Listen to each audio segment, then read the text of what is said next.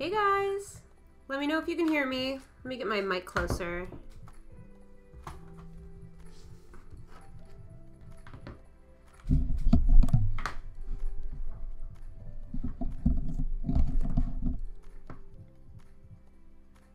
Sorry I have my light right in front of me, but that's where it goes.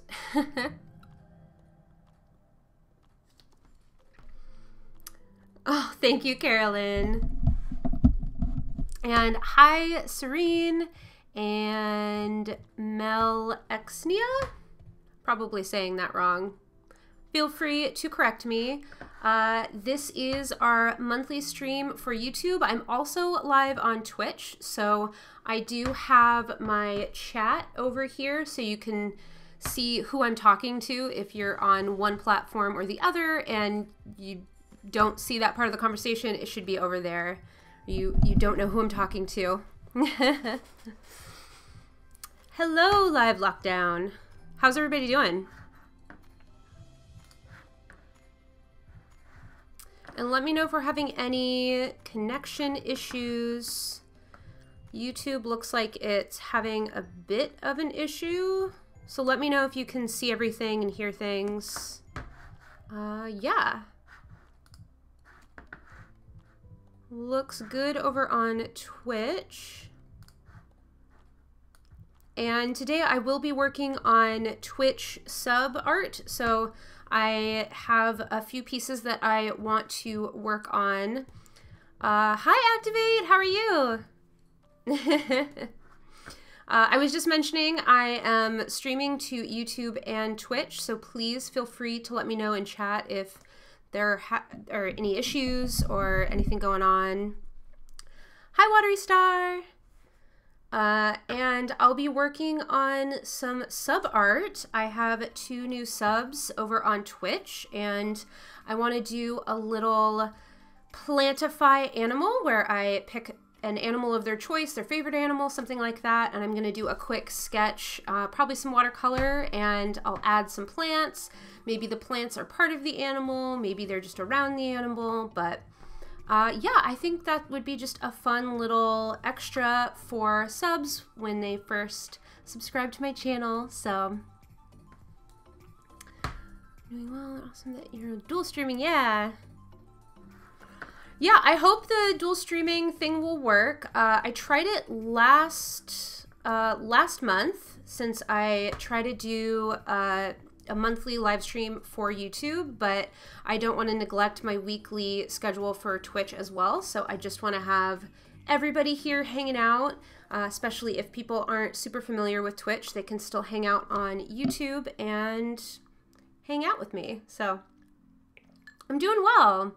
I just scarfed down some lunch a little too close to stream time, so hopefully that won't be too much of a problem, but I got a little late start on getting my lunch ready, so yeah. I'm just quickly going over things and making sure things are up, and again, it looks like YouTube might have a hard time connecting. Again, let me know if there's any issues, but if things look okay, I'm gonna get started. Yeah, okay, maybe that looks better now. There's a lot more to look at when I'm doing the dual streaming, so I want to make sure everything's okay, and that the lighting is all right. So yeah, I have just a 5x7 piece of paper, watercolor. It's actually the Arteza watercolor paper. Since that is a pretty inexpensive paper, I want to do fairly quick little sketches, and our first one is going to be a giraffe, so I'm gonna make sure I have a reference up on my phone to look at.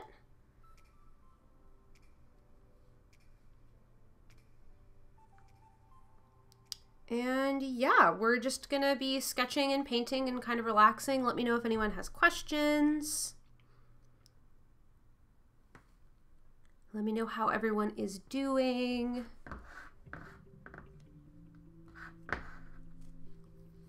All right.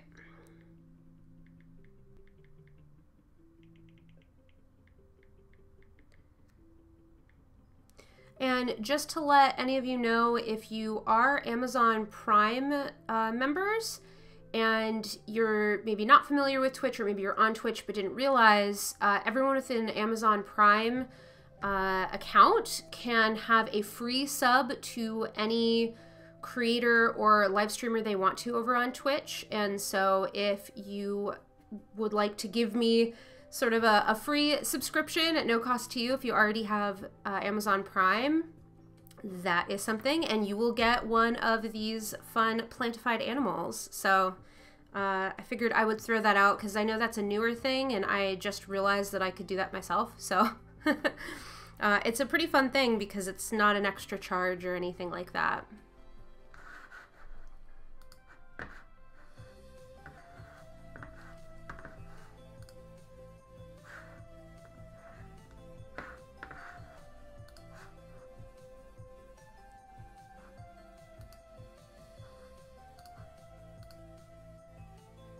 I feel like I might not be getting all of chat, so let me know if you're experiencing any issues on your side. Things look okay on the back end here, but I want to make sure I'm not missing anybody who's trying to chat and everything, so yeah.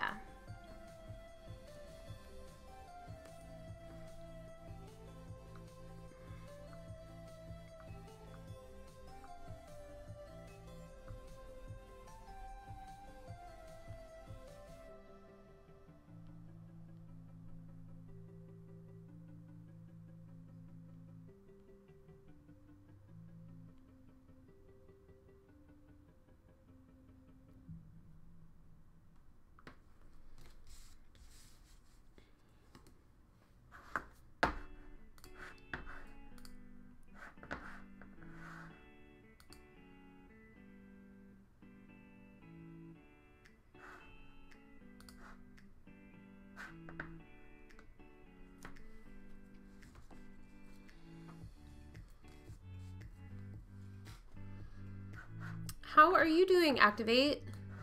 I haven't been to one of your streams in a little bit.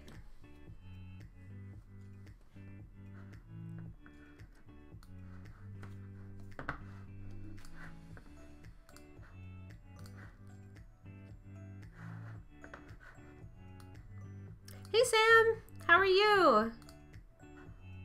I'm still just kind of getting set up here. We're going to start drawing a giraffe with some plants for one of my Twitch subscribers.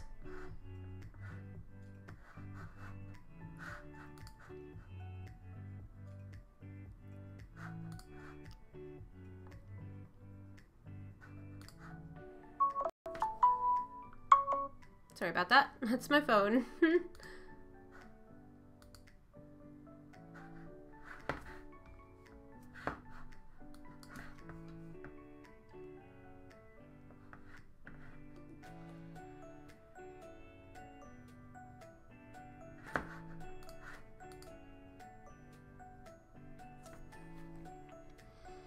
Busy at work.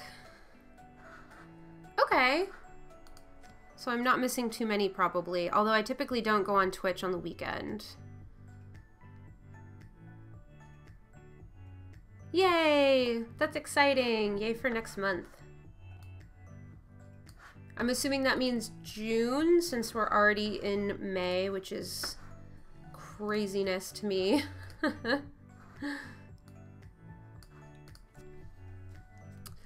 Let me make sure my camera is focused enough.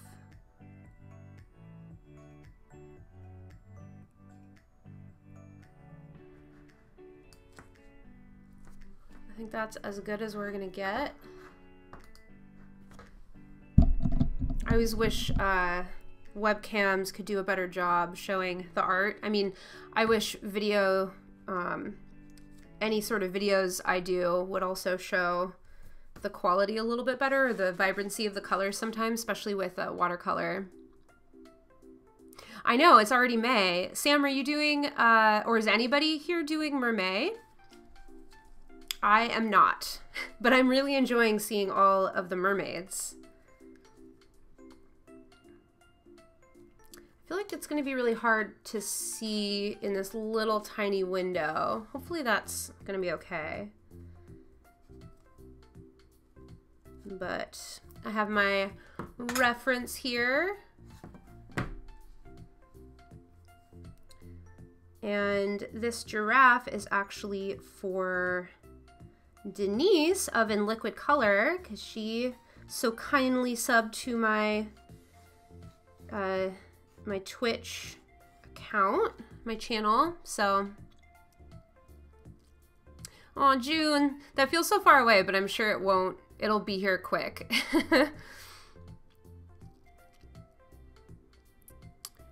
Ooh, that sounds so cute. Yeah, shaman. I have a shaman sketch in a terrarium that I did, but I didn't really love how it turned out. I'd love to redo it, but that sounds so cute. If you can, you should send me a DM somewhere, because I'd love to see it. And you're doing mermaid? Cool. Yeah, doing the art card, the ACO April last month, I knew I could dedicate time to that, but then I would need to take off mermaid. I did mermaid last year, but since they're typically humanoid, I mean, I guess I could do animals. They're less interesting to me since I always loved drawing animals, but yeah.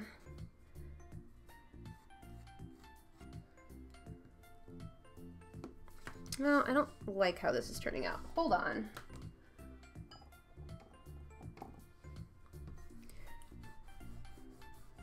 I think I want to plan this out a little differently.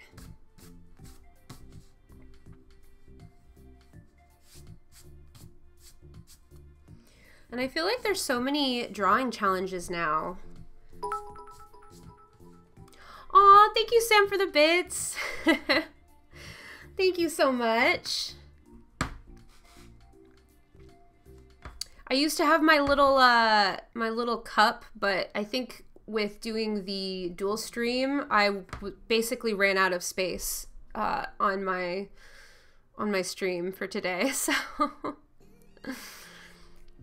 am I on Discord? I have used Discord. I've had this conversation with a few other streamers. I love the idea of Discord, but I've been a part of a few really large ones. I don't have one myself. I might in the future, but I feel like I've always been a part of really big ones, and I get really overwhelmed because so many conversations are happening at the same time that I feel really lost, and I feel like I miss so much of the conversation, and so much is going on that, like, I feel like I'm on social media enough that would be more of my attention that I'd have to devote to something. So I don't know, maybe I just need to get used to it, but yeah. If anyone wants to take me under their wing and show me that Discord isn't overwhelming, I would be more willing to use it, if that makes sense. I know you basically can't see what I'm doing yet because it's so lightly sketched, but I'm hoping I can get to the point where I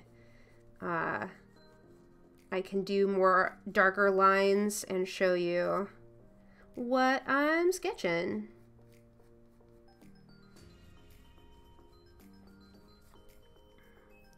Animal mermaids could be fun. Yeah. Oh, cool. That sounds cute.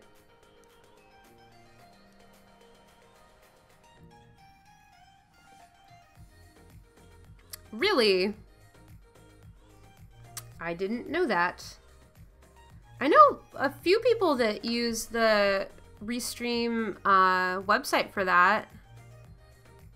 Could you send me where it says that in the terms of service? I wonder why that is. Is that just because they want to keep people on Twitch only? If that's true, I might just end up doing a separate YouTube one and keep to my weekly schedule on Twitch. Especially if there's a better time for people on YouTube. Thank you for following E.C. Wilcox. Thank you for being here and joining us on this art journey. I'm wondering if I actually lost YouTube, because the YouTube peeps have been pretty quiet, which is totally fine. You can lurk away. I'm just always paranoid that things are going wrong, or I set up things wrong. Interesting. Well, I wonder how they're able to do that. Because it's so easy to set up. I mean, that doesn't make it right, but... Well, I'm gonna look into that and see what I can find as well, and probably end up doing separate YouTube streams on different days, possibly?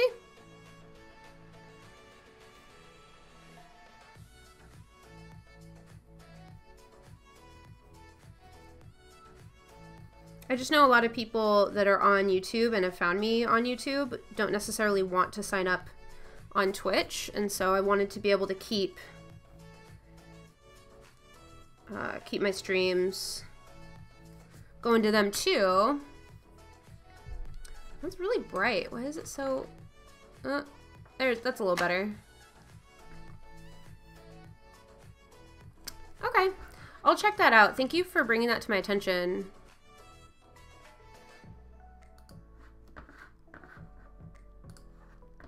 Maybe I'll do a shorter stream today. Or maybe I'll do the dual thing for a little bit and then jump on just Twitch for the tail end. I mean, I am doing Twitch art, so...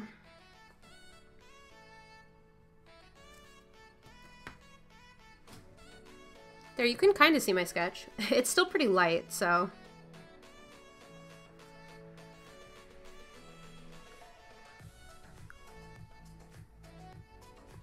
Yeah, I agree.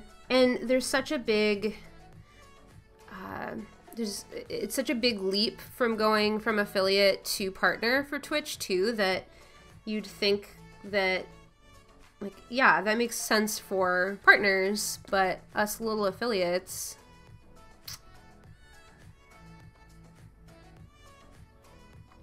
Yeah, I'm not super concerned, but I definitely don't want to make this a habit if it's really not okay, obviously. Like I said, I hadn't heard of that, and I was introduced to this service, Restream.io or IO, by a few other people that I know regularly stream, so I'm not quite sure why they didn't know. Maybe they just, I mean, I don't know lots of things, so thanks for educating me.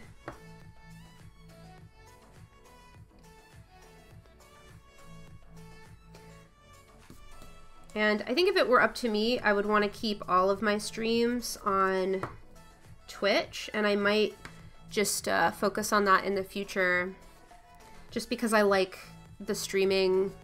I mean, Twitch has been doing it a while. They know what they're doing. And even though it's also, I believe, technically against policy to have copyright music, that's also a fairly common thing I see. And I feel like I like having the music that I like listening to.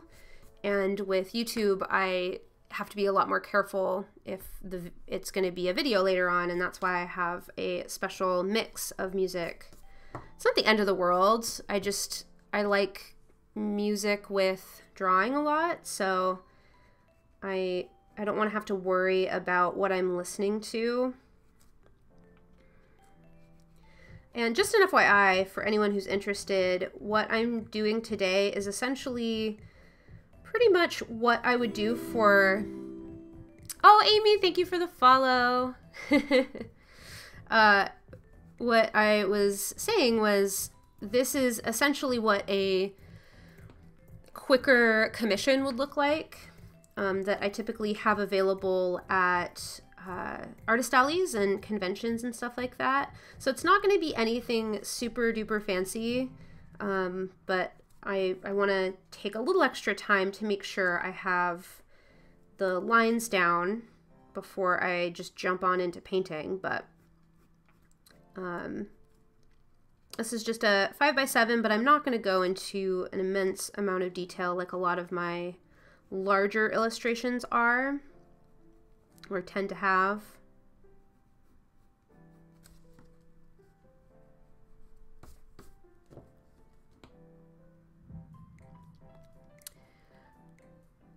Yeah, I'm curious where you heard about it, Sam, because I hadn't heard that, but I know it's a relatively kind of new thing streamers have been doing.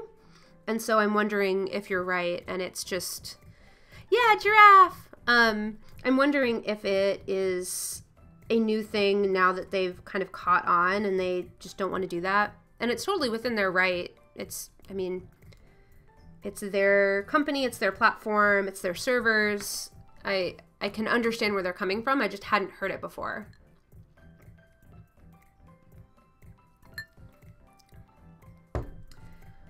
So yeah, activate. This is a giraffe for my very first sub, which is actually a good friend of mine and a fellow YouTuber. And she really loves giraffes, and so I am drawing this giraffe here, and I'm going to be adding some plants and possibly succulents and stuff to this giraffe. And that's kind of what I think I'm going to do, is sort of these quick kind of commission type doodles or drawings / paintings for new subs, because I think that would be really fun. And I definitely like adding plants to animals, so here we are. I feel like that's out of focus. Camera, what are you doing to me? Oh. I think something I want to do is mess with my settings and possibly get a slightly newer webcam, because I feel like I'm just never happy with how things are displayed. Especially since I tend to do a lot of light washes of watercolor and stuff like that that don't show up as easily. I always want to be able to kind of show people a little bit more of my process that I feel like on videos comes across a little bit better, but yeah. Berryism, is that a user here on Twitch? Oh, I see. Heard it from Barry and then saw more people talking about it. Okay. Interesting. Yeah, traditional streaming, traditional art is hard. I've been wanting to do a video on YouTube, and I actually started kind of writing out what I would want to say about how to get started streaming on multiple platforms. I guess not at the same time, but whether you want to do YouTube or Twitch, or I mean, there's a few others. I think there's a lot of people that are wanting to do that but don't know how or what kind of equipment you actually need. But I feel like I'm still learning, so I don't know if I'm the best person to make that video, but I feel like it would be a helpful resource for people.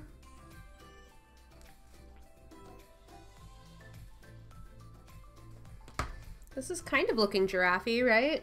It's a little left-leaning.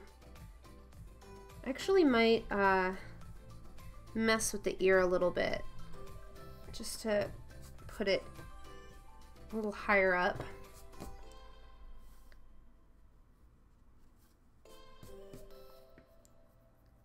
Hi, Amy! Yep, bedtime. Man, I wish... I mean, I think it's so cool that we can connect to so many people all over the world, but I kind of wish that we all were in the same time zone. So I could hang out with people a little bit more. But I hope you have a lovely evening and have a nice restful night.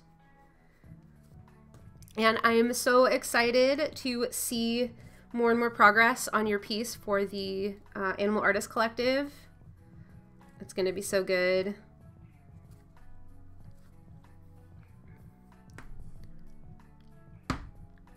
I had a similar idea for sending hand-drawn postcards for subs to raffle off each month. Ooh! Couldn't manage making so many free...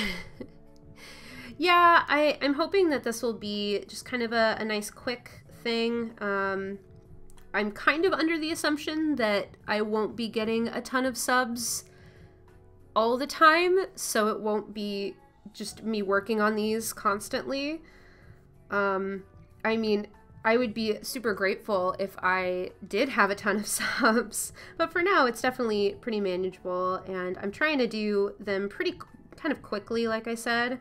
I know this isn't going super quick because I'm sort of distracted with chat and stuff, but I feel like it's a cool way to give back and give a little extra value for that initial sub. I'm definitely not going to do it every single month for resubs, but I thought it would be fun, and I'm going to hold on to these, and we can just have them and maybe make a really cool art wall of everybody's pieces as we gain more and more subs, and I think that would be just really cool to have just a little artistic token of all my awesome supporters.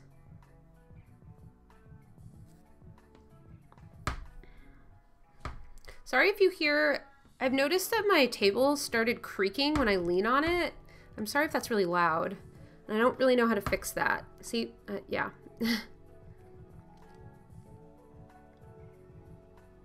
No, hi September. How are you? We started a little late anyway. I typically try to do 2 to 5. We'll see how long I last. But we got up a little late too, so I might extend it depending on how many people are here and how much energy I have and all of that.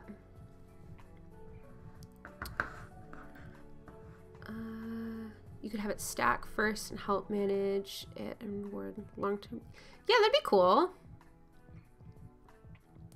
I mean, already the 2 subs I have already subbed twice in a month, so maybe I could have it for resubs, but I had another idea because I really love everyone who does some sort of little token, some sort of little thing for new subscribers, and originally I wanted to have like a little maybe like paper terrarium, and then I would draw little plants and we'd all be little plants in the terrarium.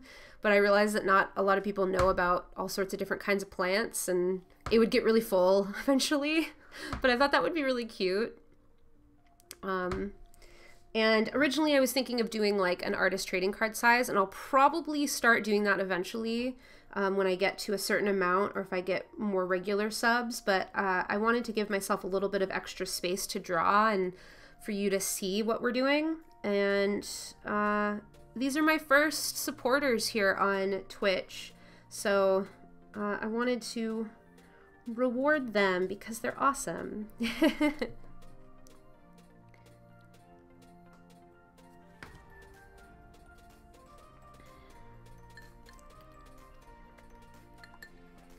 And then I also need to work on my emote art because honestly I've been putting it off because I'm afraid to do it digitally, but I think it'll just turn out better if I just make the sketch and then do the rest digital so it's nice and clean. And I'm on the fence about commissioning another artist. I probably should commission another artist to do them, but I really want to do them and kind of challenge myself to making the emotes for my channel. So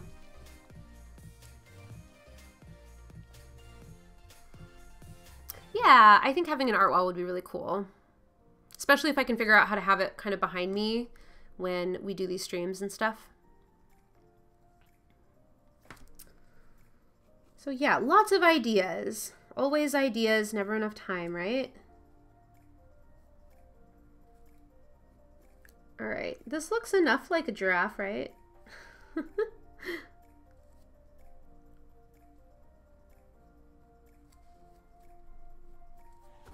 Now I gotta figure out how I want to do the few spots you would see on a giraffe's face, and then if I want to just add plants or if I want to make the plants be more a part of the giraffe.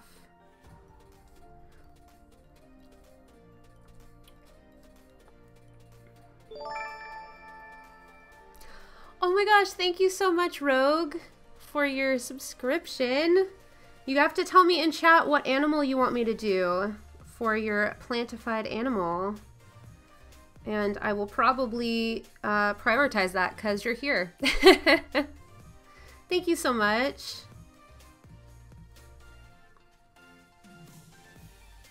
See, the second I'm like, this won't be too much work to do this for subs, I'm gonna get an influx of amazing people.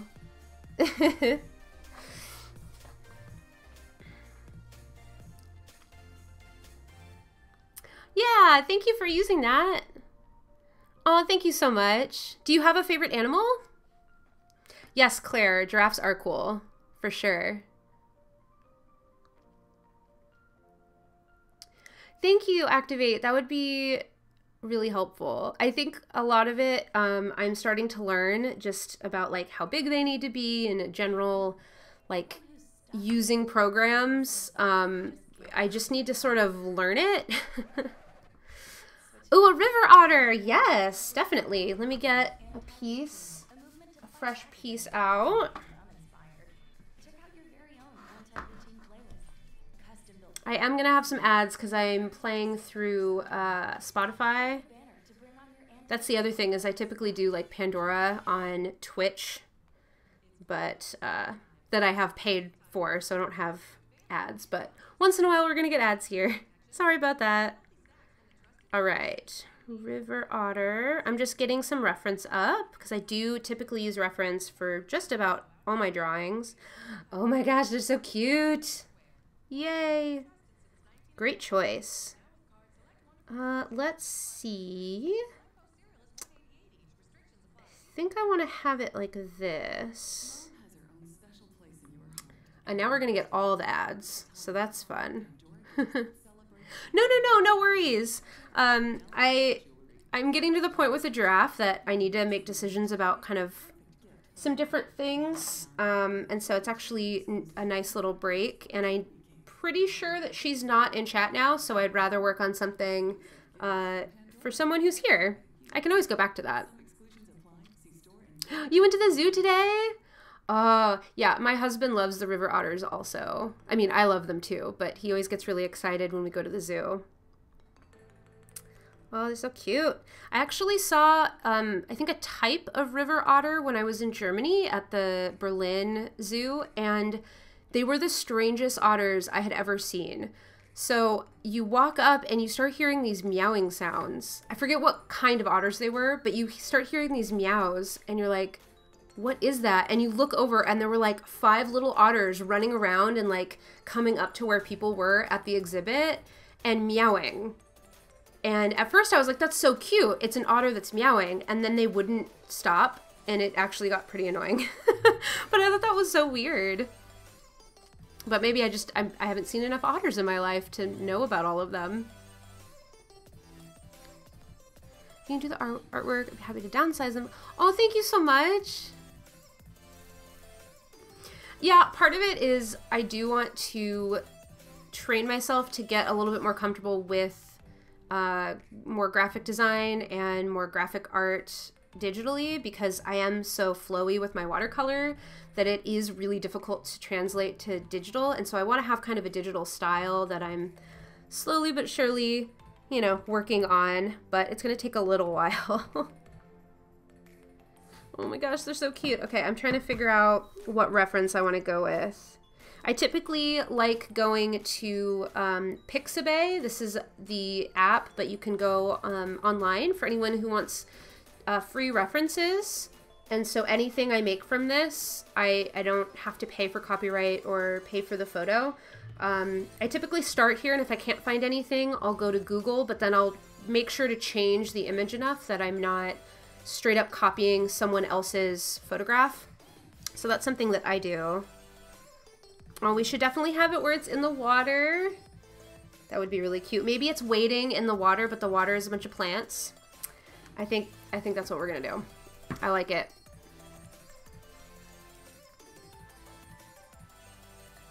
But again, thank you, Activate. I'll reach out and I'll probably ask you some questions if I have them. Yeah, it's Pixabay. Exactly what Rogue said. Yeah, it's really fantastic. I love having it on my phone. And another little fun fact, so this is, I've been, again, thinking about an idea for a YouTube video about kind of my favorite tech, like apps and other things that help me as an artist that you wouldn't necessarily think of.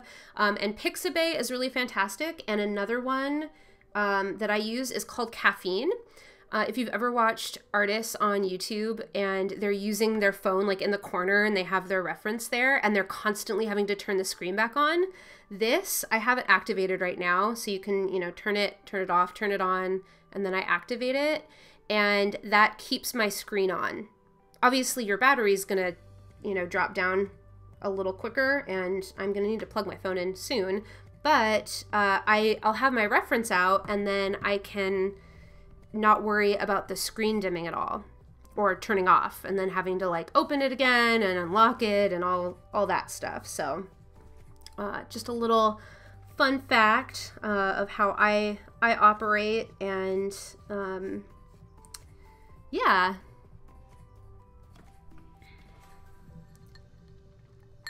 Yeah, Pixabay is awesome. I use it for a lot of the pieces I do, especially if I'm like my piece from yesterday, the little photo that's in the corner, especially since I was doing it so closely to the photograph. I wanted to make sure that I either owned the rights myself to the photo or it was basically a copyright free photo to be able to be used by artists and stuff. Yeah, Caffeine. I actually first found it because I wanted it for my laptop back when I was doing all of my work on laptop, my MacBook.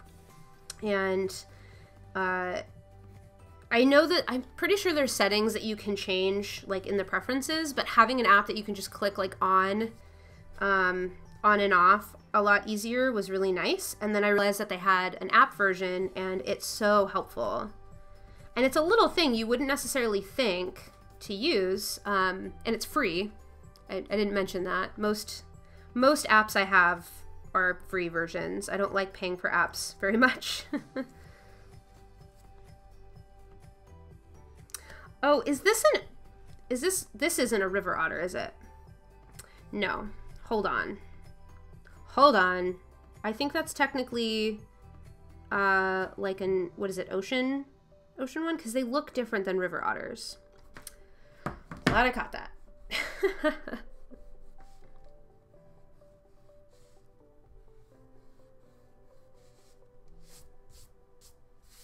Yeah, see, you can change the settings, but I just like being able to just kind of jump on there, click on. I use it a lot for when I'm doing like using my phone for recipes and stuff, because I'll get, you know, I'll read what I'm supposed to be doing, and then I'll do that, and I'll come back and my phone is off and my hands are all messy, and it ends up being really helpful for using it for recipes. So, okay, let's actually do a river otter. I think I'm gonna have to combine a few of these photos, but that's okay.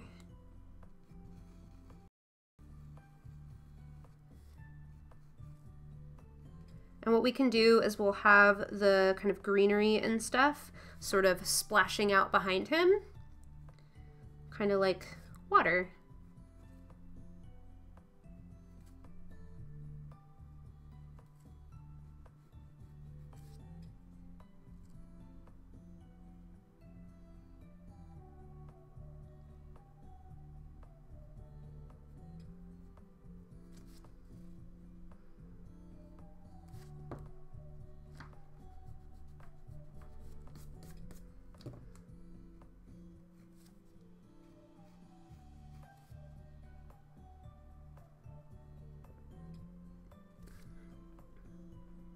Maybe we can have him holding a little plant or something.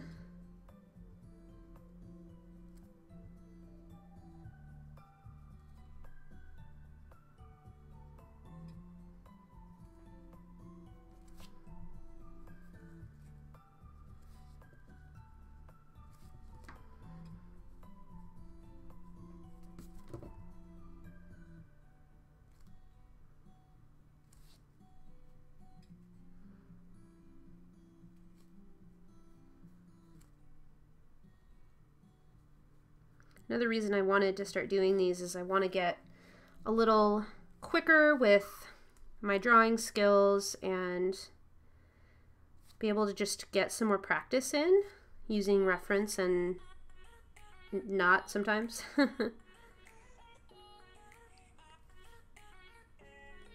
Practice is always good.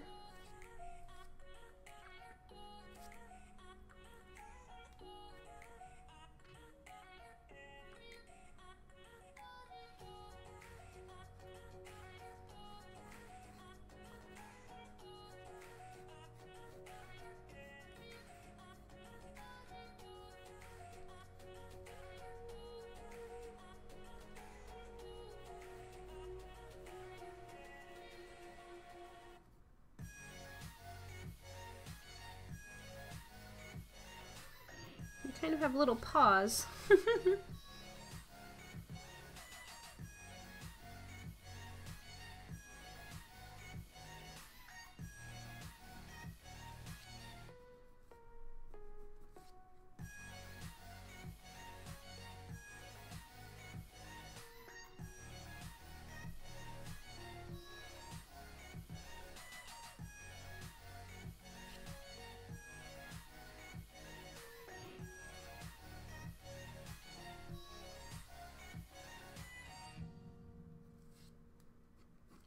And if anyone's curious, I'm using my favorite, or one of my favorite, Prismacolor color erase pencils for this.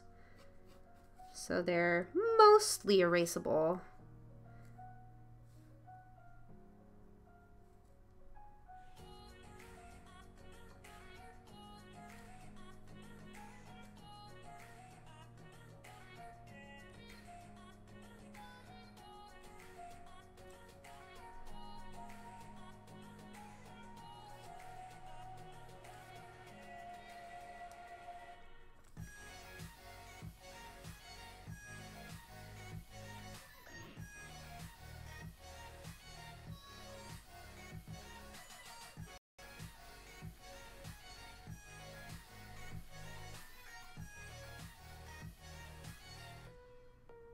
They kind of have little webbed toes. I didn't realize that before. I guess that makes sense. They're swimming all the time.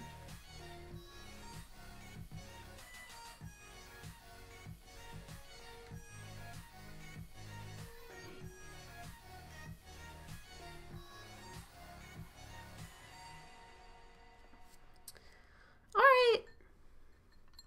Thank you for hanging out for a little bit.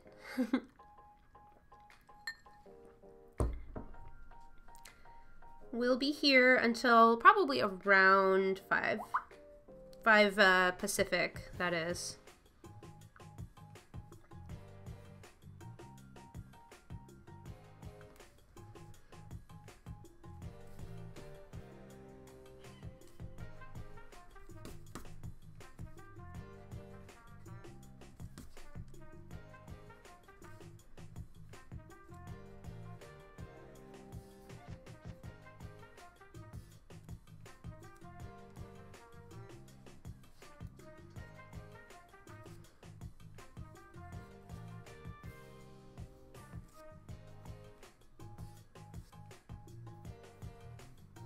And so we're gonna have these come off kind of like a little splash behind him.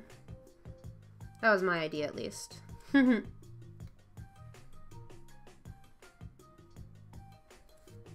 I think I'm just making him look sad. Oops. Do you like him? Or her, I guess.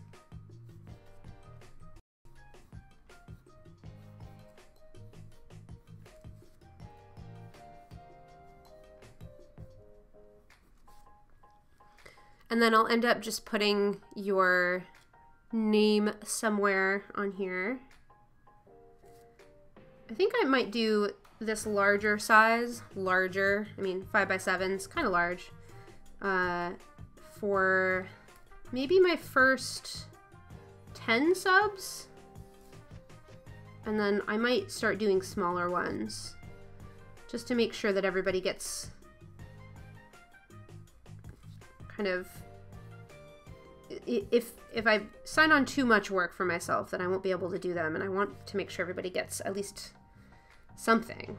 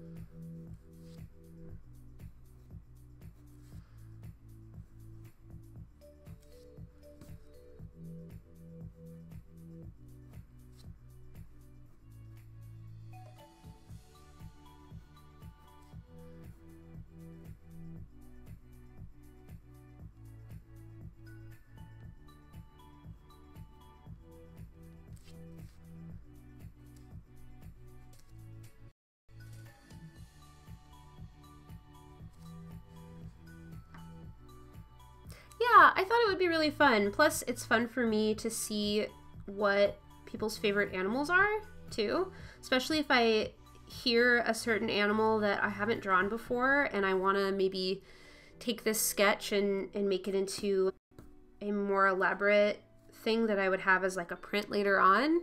I might not have heard of that animal or had thought of drawing it, so it's nice for me to get more practice, too.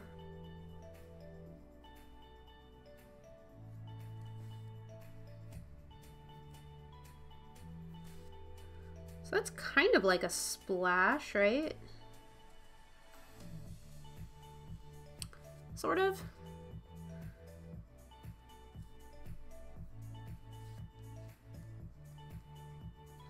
Maybe we can have him sort of standing in some water.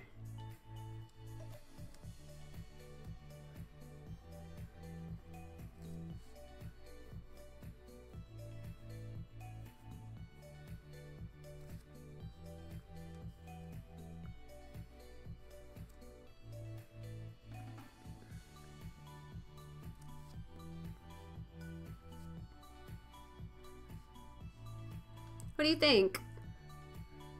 It's pretty cute. All right.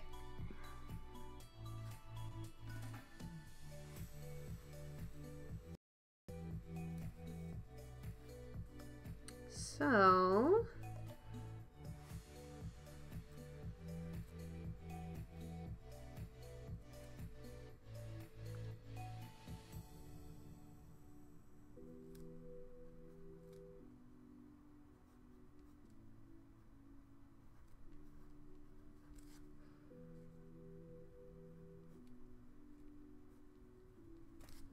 all right, this is your guy.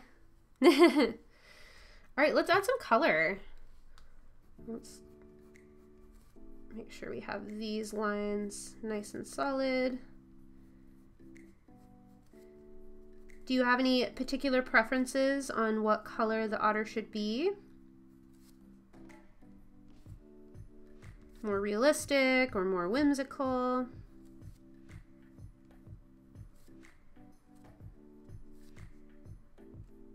And I'll add some whites in his eyes. Let me get my paints set up.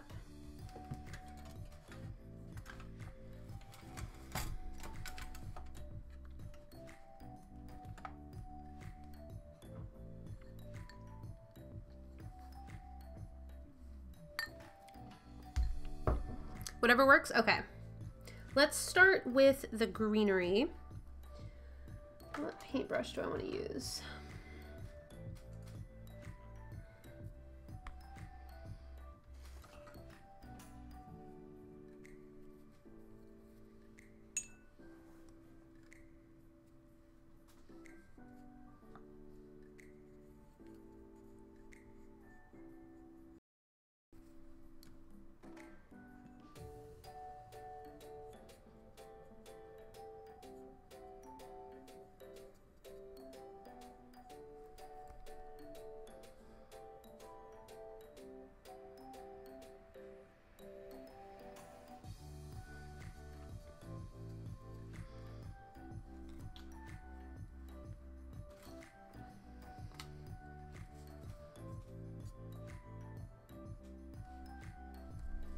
Do you have a favorite color, Rogue?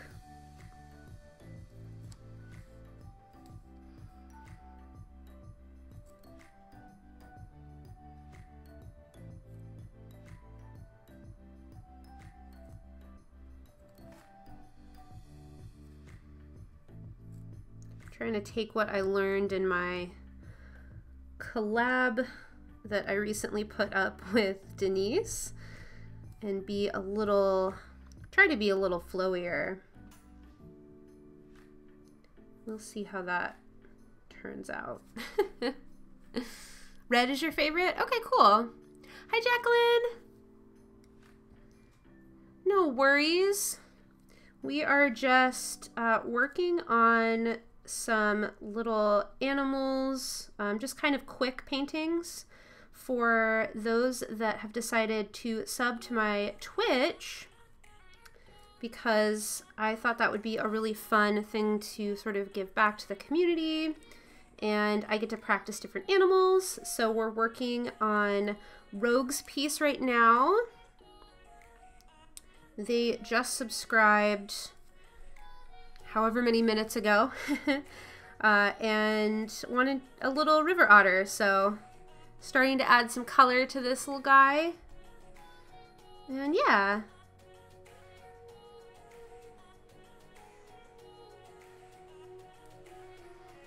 how are you doing, Jacqueline?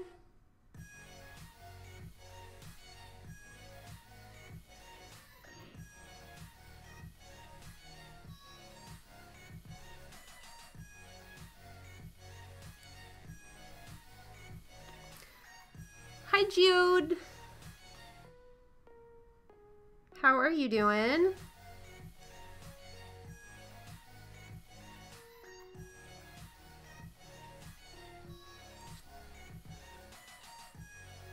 Oh, audio is muted. Hi. We're working on some sub sort of mini commissions. Just little watercolor doodles of an animal of their choice with some plants, the kinds of things I love doing. So this is Rogue's river otter that we're working on right now. Oh no, I hope tomorrow's better. I'm sorry you had a bad day.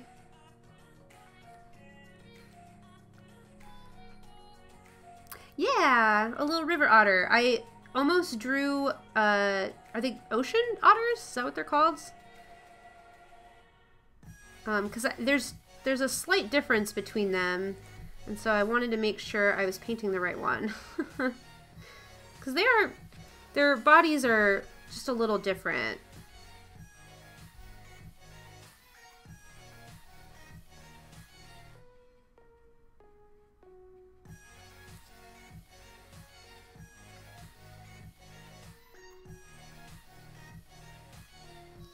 And then earlier I was sketching out for another sub of mine this little giraffe, but we're working on this otter right now.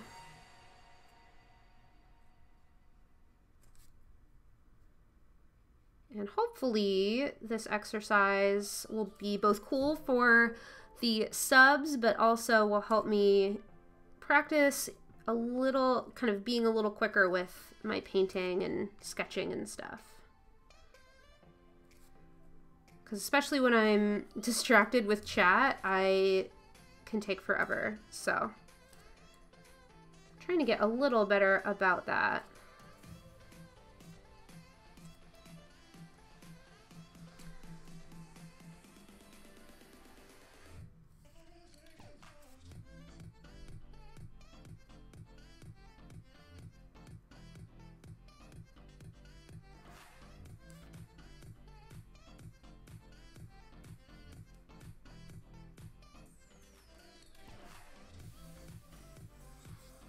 I also have quite a bit of this Arteza watercolor paper, and I've been experimenting with new kinds of watercolor paper, and I want to make sure that I actually use this up. And so I wanted to use it for kind of quicker little practice paintings and stuff like this. So Yeah.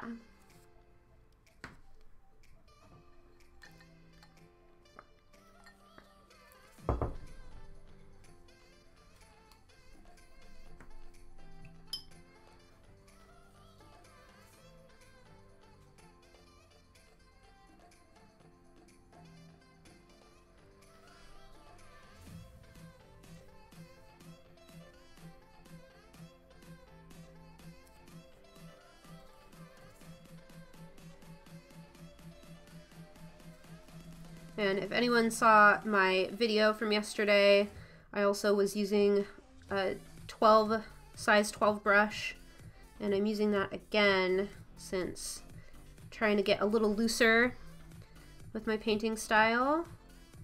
I feel like a larger brush helps with that, for me at least.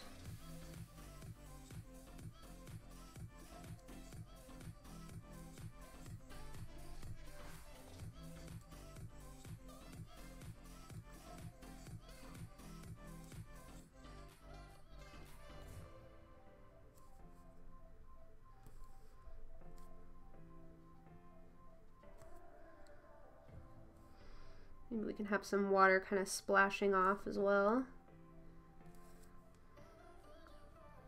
I kind of picture he's sort of sitting in front of like one of those natural kind of water slides that rivers can make sometimes. And some of his friends are kind of sliding down and playing, and both water and leaves are kind of bursting out behind him. You will probably also recognize a lot of this music that's playing. This is one of my favorite copyright-free musicians that I use for my videos a lot. Ikeson, I believe is the name. Yeah, Ikeson with an I. So if you recognize some of the music, that's why.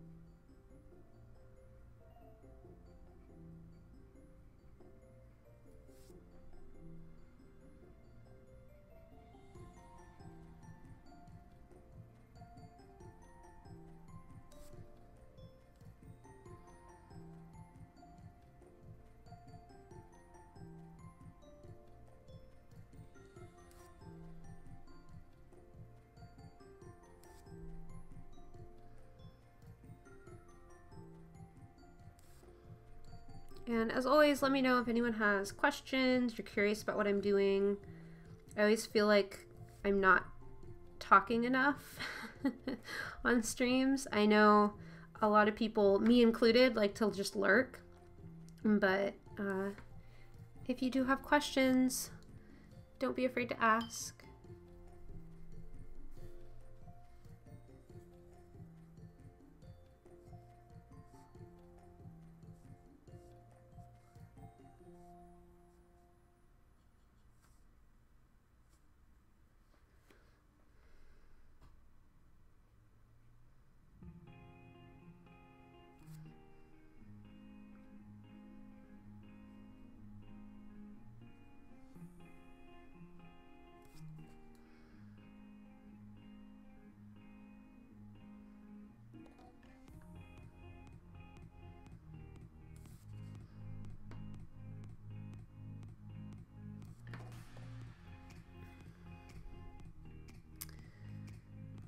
Thoughts on gouache versus watercolor?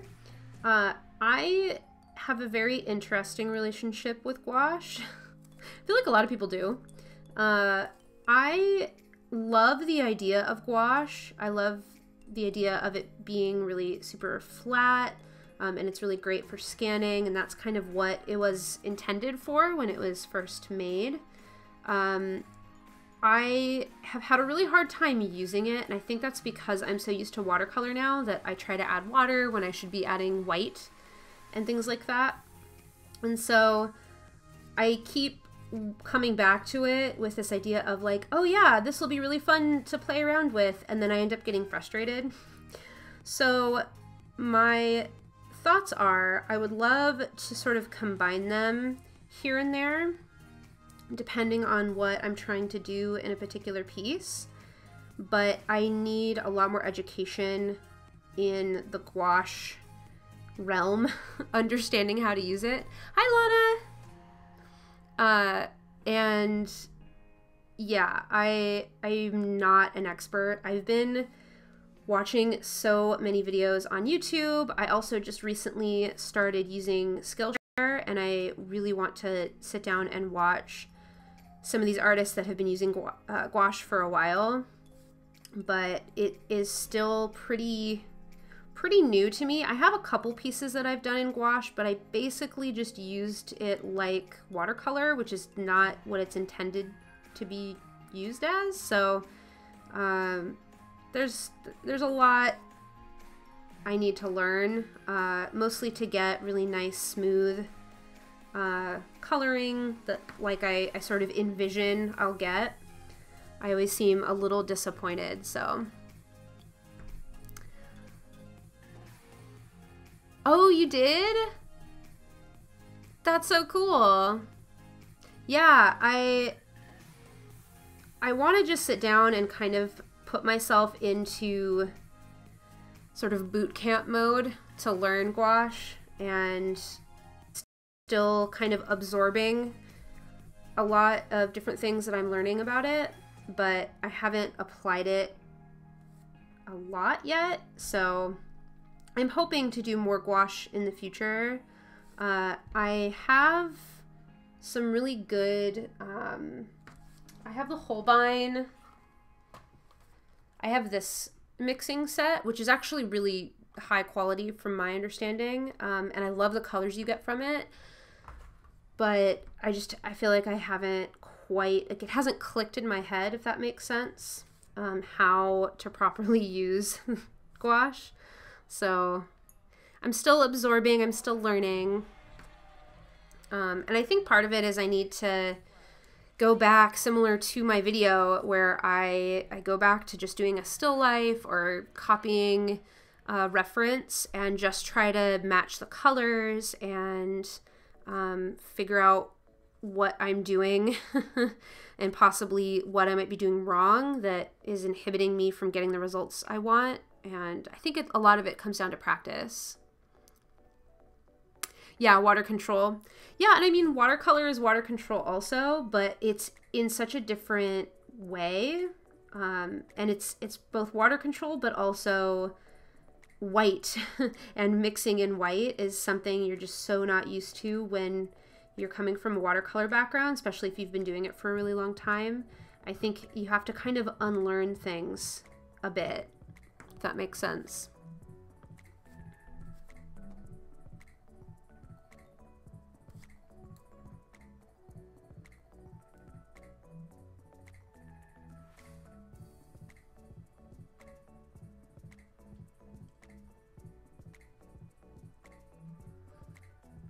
And I'm just sort of loosely adding color to this wherever I kind of feel like it. I keep going back over here and it hasn't quite dried yet, and so it's getting a little bit muddled, but I'll go back and play around with it once it's dry. I get pretty impatient on streams. I forget how much I actually get up and take breaks when I'm working on a watercolor painting. I just want to get it all done, and that's just not how it works. I'm actually going to spread this out just a little bit so we have a little bit of a similar thing going on over here.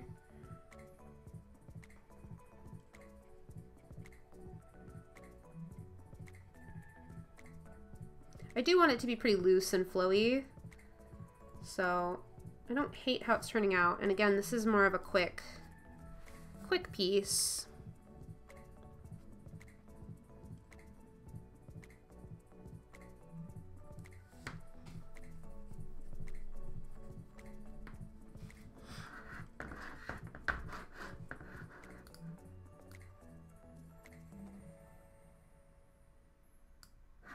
That's slightly better.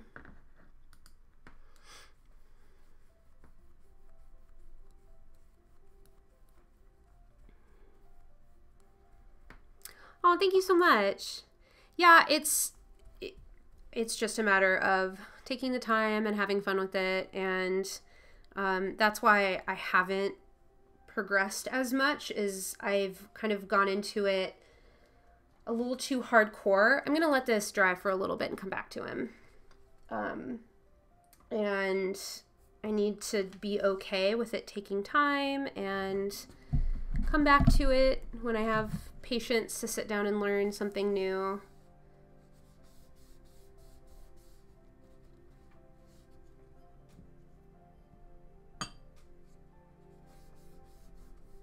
Oh, that got everywhere.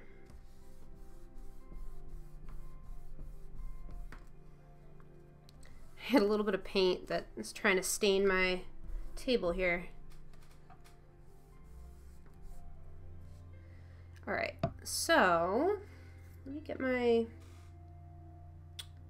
actually I'm not gonna get my reference out. I think I'm just gonna sort of play around with there being leaf patterns in the spots here. I know that they technically have kind of more of a solid color on their noses, but I'll add that, and then I'll add in little spots.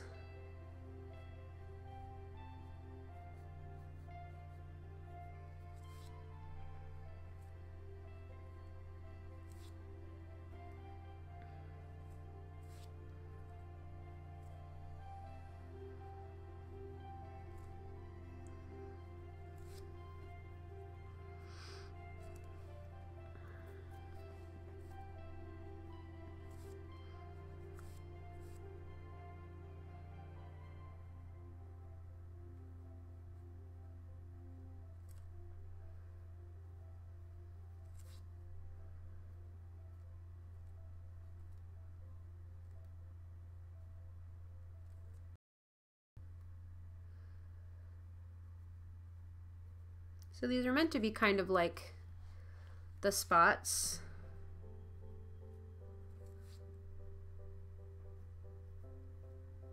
Hopefully it looks that way.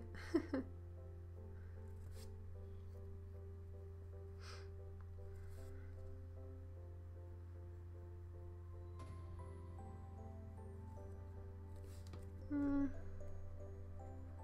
do I want to do the eye?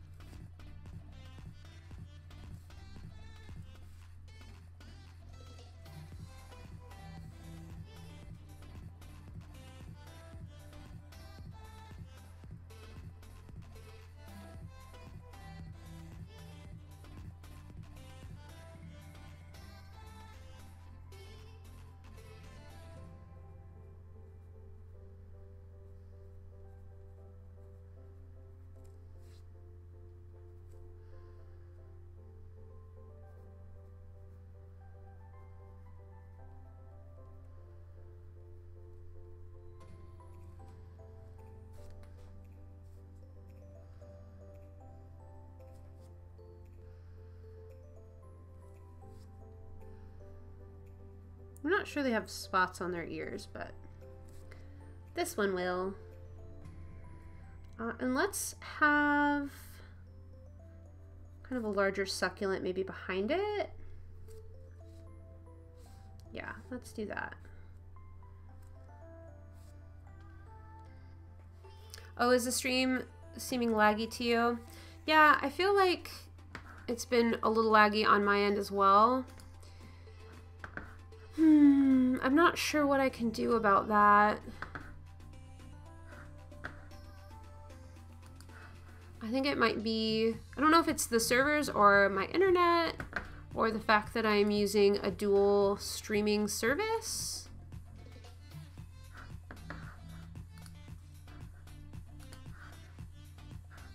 I wonder if YouTube will tell me what I can do.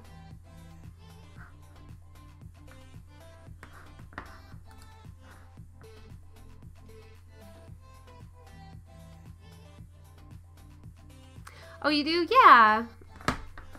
That's the great thing about animals with patterns is you can easily just make those plant designs. Like I like to do. I can get a little bit. No, that's too much. I'm gonna try to add a little bit of contrast on my camera and see if that'll be a little bit better.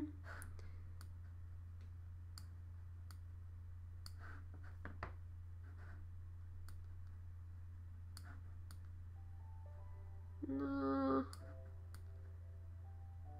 It's a little easier to see when it's a little bit darker. Yeah, it's laggy for you too. That's a bummer. It might have to do with my settings. I think my settings are the same as they were last time I streamed this way. So it might just be one of those days. Not sure if it's any, well, it sounds like YouTube and Twitch are both having a problem. So it might be me. It might be the services, but yeah. Sorry about that, guys. If it's really bad, I can jump off and jump back on, but I don't know if I have enough information to be able to make it better on my end. I might need my husband to help with the more tech-related things, because that's not my forte. Settings.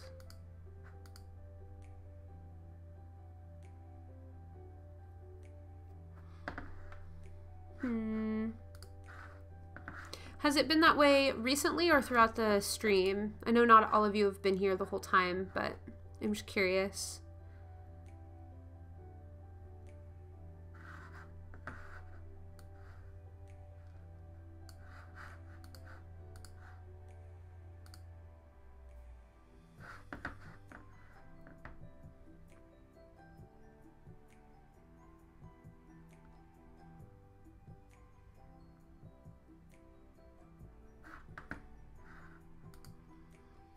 All right, I'm gonna go with it for now and continue working on this guy.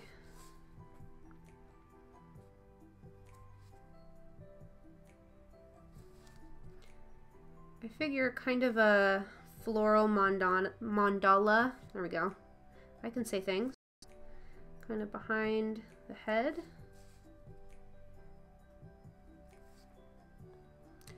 Throughout, on and off. Oh, bummer. I wish I could fix it. Hopefully I'll get better at things like this and troubleshooting as I stream more often.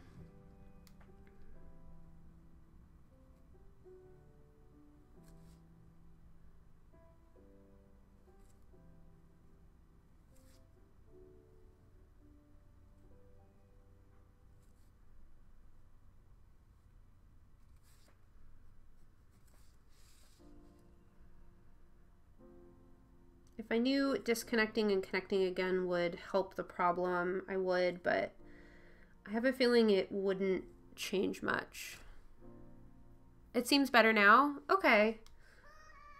Hopefully it's just a connection issue that will get better.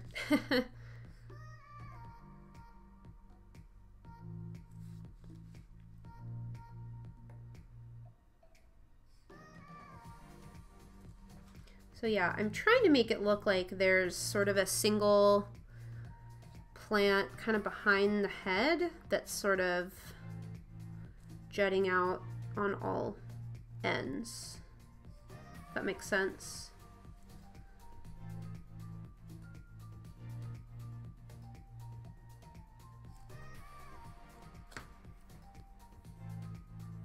Oh no. Stream isn't playing for you. Well, I might end up cutting things short and then try to hop back on later if I can resolve some issues. But thank you guys so much for being here, especially when things are really laggy and not great. I know that can be really frustrating.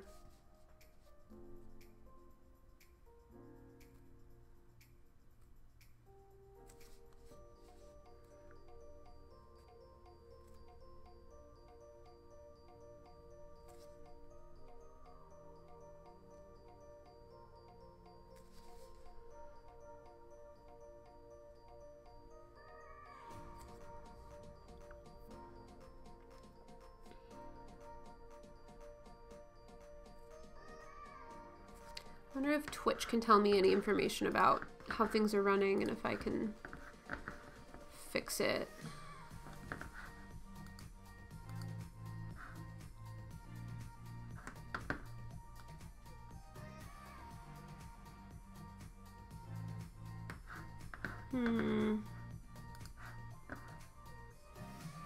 If anybody has any advice on what I can do to try to make things better, if you can hear me, let me know.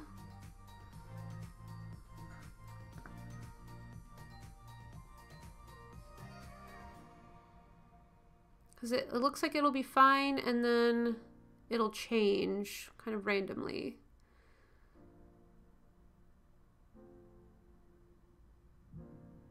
It says my bitrate is too high according to YouTube, and that could be true. Oops.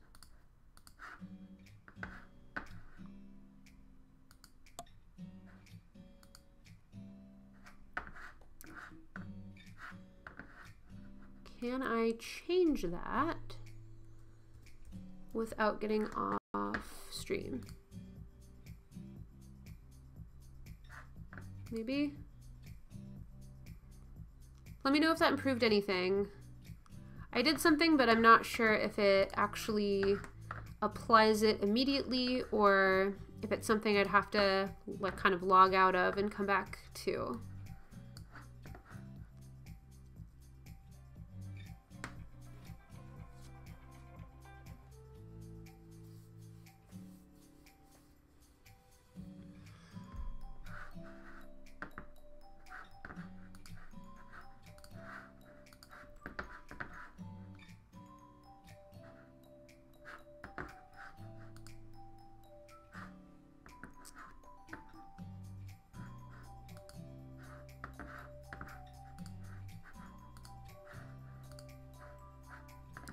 It seems a little better on my end.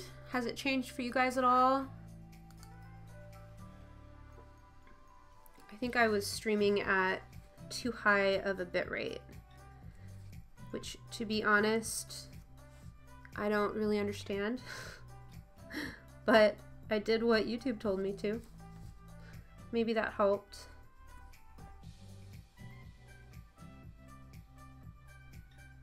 It's better now? Okay, hopefully, fingers crossed. I know that there's things I can change, not that I would know what to change, but I know that there are things I can change when I'm offline and then I'd have to reconnect. But again, I wouldn't exactly know what to do, so I'm sorry guys. The loading times in between have stopped. Okay, yay. Oh, maybe I fixed it. Sorry about that.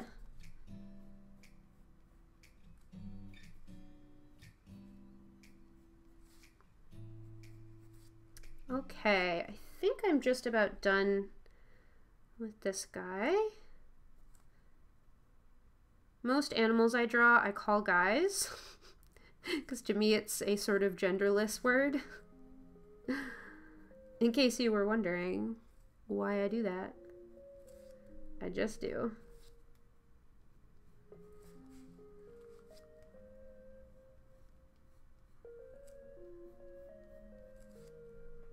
Okay.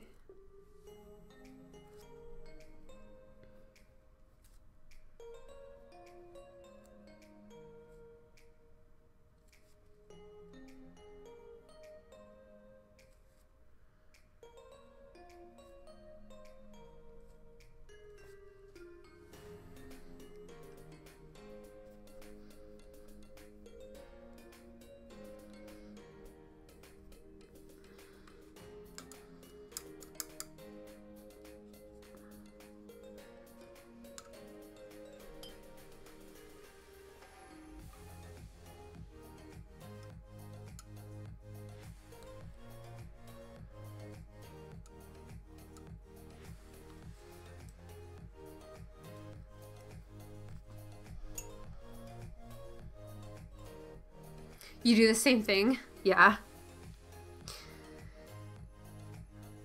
I know that that's probably not the most politically correct for some folks, and if it ends up being a problem, I'll change it, but I don't even realize I do it.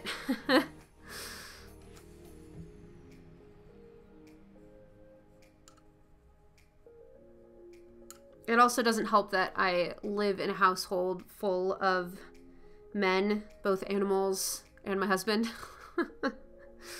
We have 2 cats and 1 dog, all boys. So, lots of boys. The florals are just like the lion's mane on the giraffe. Yeah. Oh, kinda. I like it.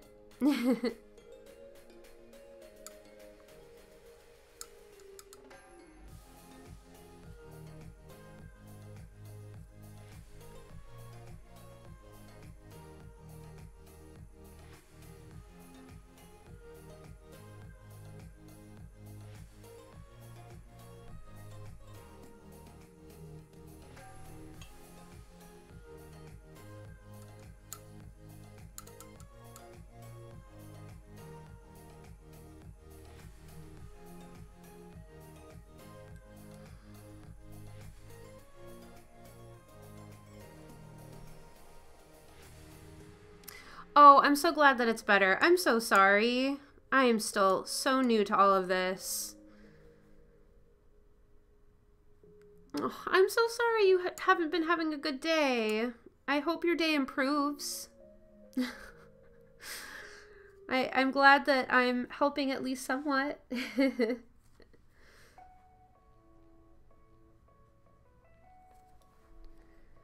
trying to come up with kind of a nice soft orange for the giraffe, and orange is not my favorite color, but I do like particular oranges, and so I'm getting kind of picky about how I want this to look. And I don't know that I can achieve it with the colors I have, so bear with me. Almost like a pink orange. I think that might work. But I have to make sure I have enough of it.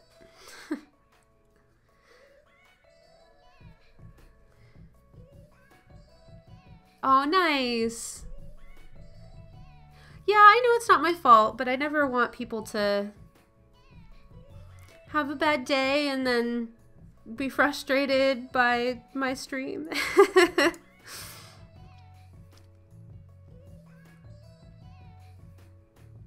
It hasn't been lagging. Okay, cool. I fixed it. Yay. I know how to troubleshoot. I did what YouTube told me to. I just didn't think I could do it while streaming, but I guess I can, so that's good.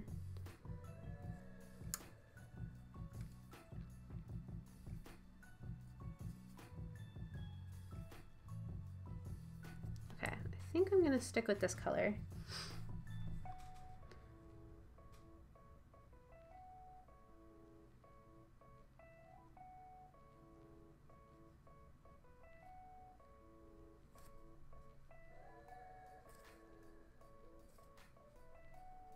Now I just have to go through and make sure I get around all my tiny details. Which I still think I'm going to make those green, which hopefully won't make it look too odd. But I want them to look like plants.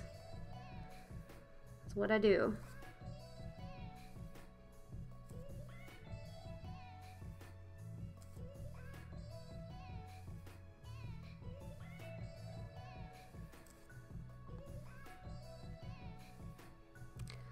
Asking you know if Denise.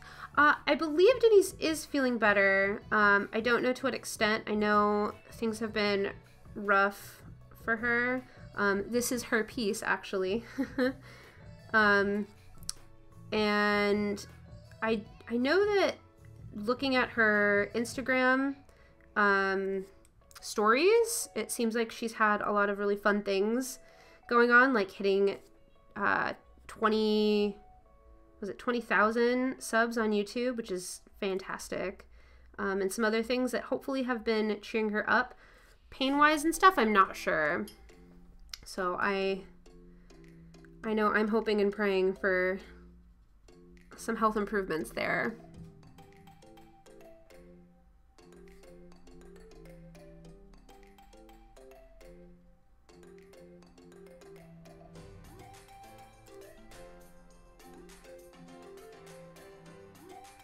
I don't typically paint with orange and warmer colors like this, but I'm trying to break out of my kind of same colors that I do all the time and incorporate some of these pretty orange colors, because I realize that a lot of it has to do with how certain colors support other ones, and I'm trying to make work where it's not all the colors are trying to compete together, if that makes sense. But I have trouble with that a little bit. I'm still learning. Hi, Ingrid. Oh, your internet is terrible. Oh no. Well, hopefully things are better on most people's ends, if not everybody, from what I did on my end. I think what I had done is I upped something to try to make the image look better, but that ends up making everything lag a lot, and so it's always a balance, a give and take of what actually works for live streaming with traditional art specifically. So sometimes I'm gonna have to tweak it. Thanks for letting me know though. Hopefully it'll be better in the future as well.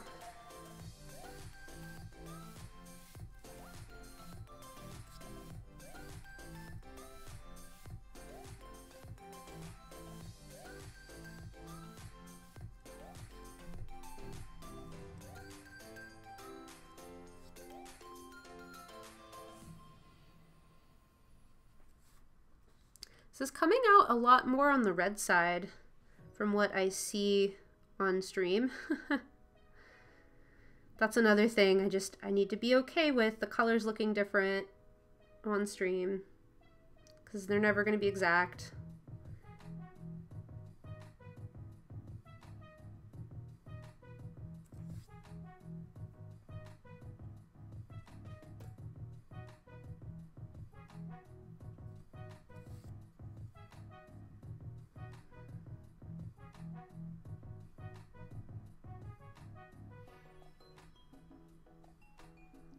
Does anybody have anything fun they're doing tonight, or possibly when the weekend rolls around?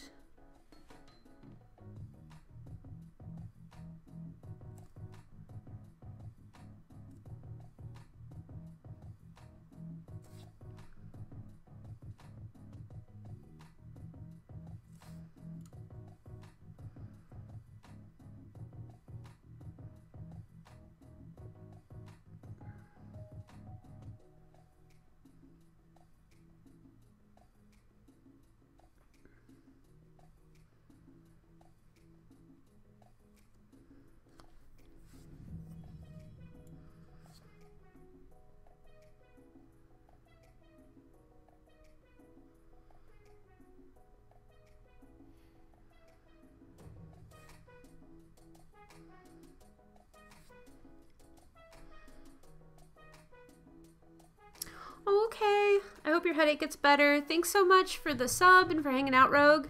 I'm excited to see you here again in the future. Take care.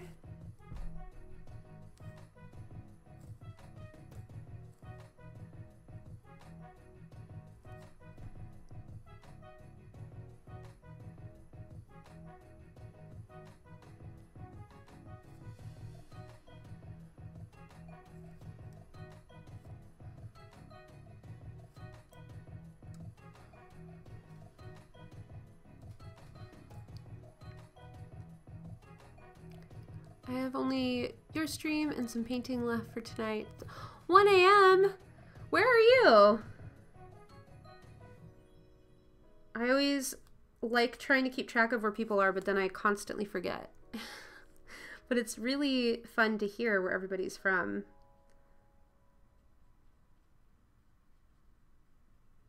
I feel like I have friends all over the world. It's so cool.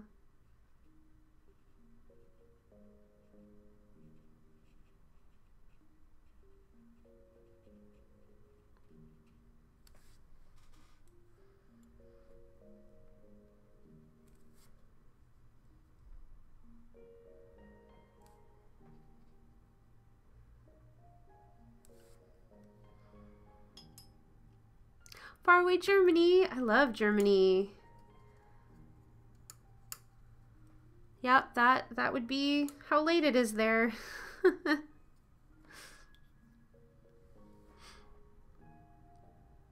It's so fun to know so many people from all over.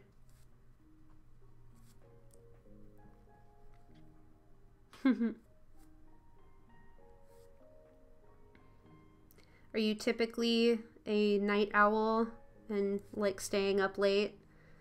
Because that's how I am. It's not always the best thing.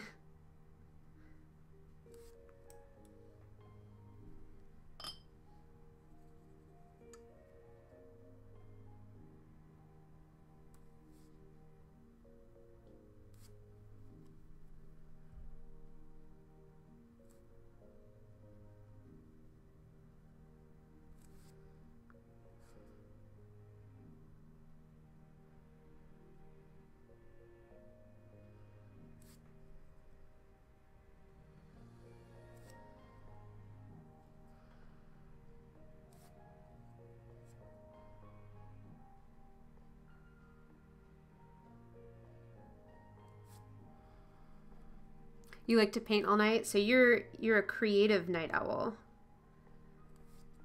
I definitely am that way too, to some degree. Whenever I'm done with work, I have a little art station out in the living room, and so when we are kind of watching our shows at night and things, I'll still be painting or coming up with new ideas and stuff like that. You never feel inspired during the day?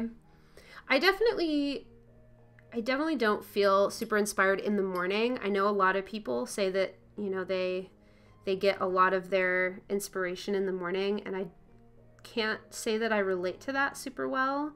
I'm not a morning person. I'm trying to use mornings as a time of sort of slowly getting up and getting ready for the day and meditation and stuff like that, and sort of easing in to the craziness that is life. And then I kind of work into my creativity. And then at night, I typically have just a lot more.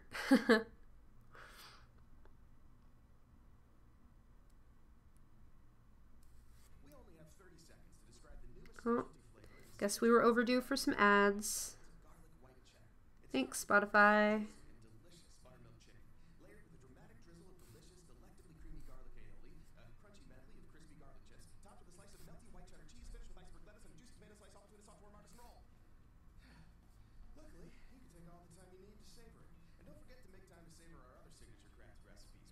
It is kind of funny to hear people's, "Hi, Denise! Look at what I'm working on! You're here!"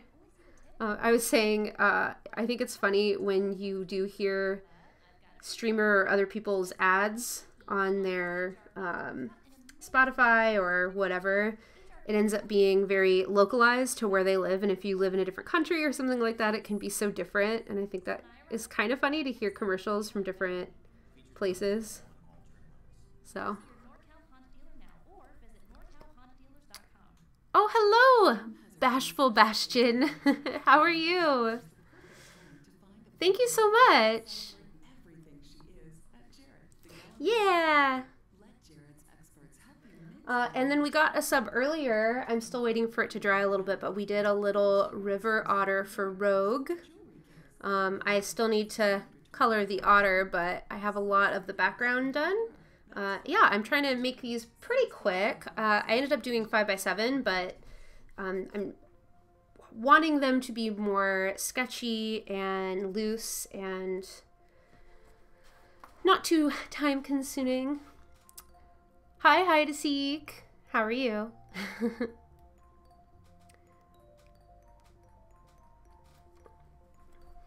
All right, you know each other. Talk amongst yourselves. I'll continue working on this giraffe. You guys that just came in at a good time because I had settings wrong and things were super laggy before. So hopefully I fixed things. But it seems like things are better. Pretty busy. Okay. Well, thanks for being here.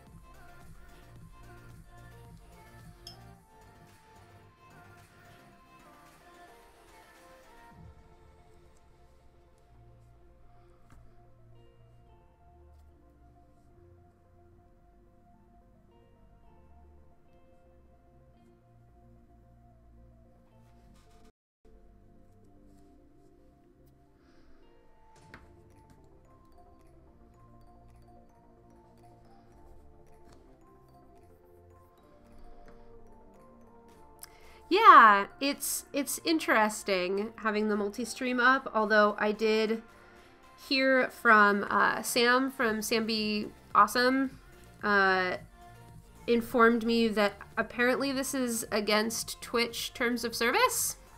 So after today's stream, I'm going to look into that a little bit more and possibly switch to having separate streams for Twitch and YouTube, because I was unaware of that. I think it might be a new thing because people are using this more, and I mean, Twitch is well within their right to be able to, you know, not have you stream to YouTube as well. So yeah, this is probably the last time I'm gonna do this.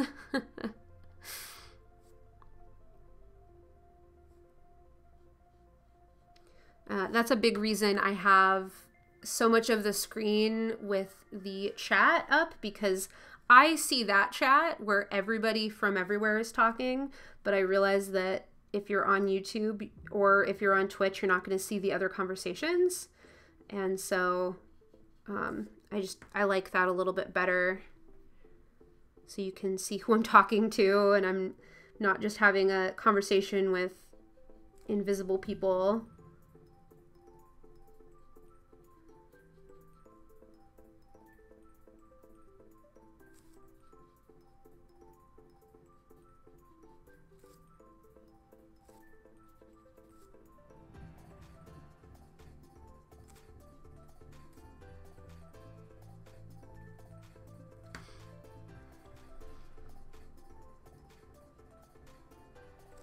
Let me finish this wash of color and then I can catch up on stream if I've missed things.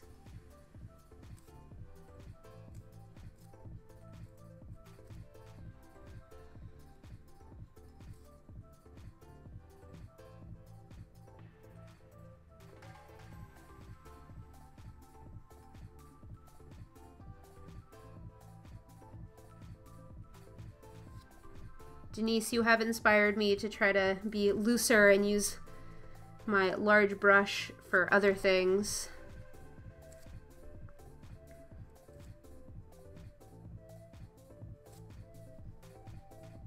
I also used orange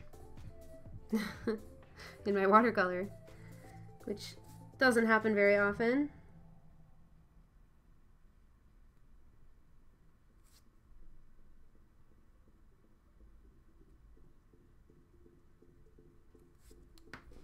All right, what did I miss?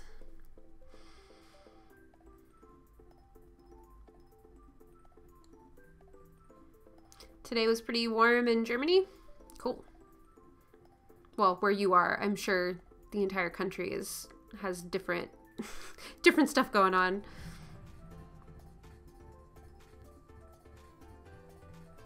Oh no! Summer. It's starting to get warm. It's actually pretty warm today. I'm not liking it. I don't like summer. And that's one of the reasons I probably couldn't survive in Texas, to be honest.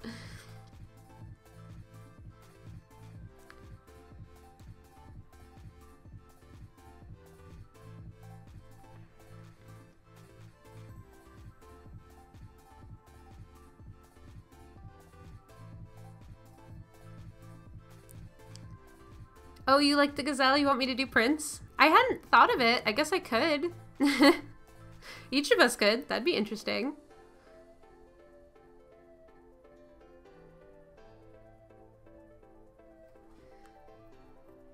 Yeah, doesn't it get pretty cold at night around wintertime in Texas? I've only been to Texas once, and it was, I think, summer. I was there for a wedding. I recognize this music.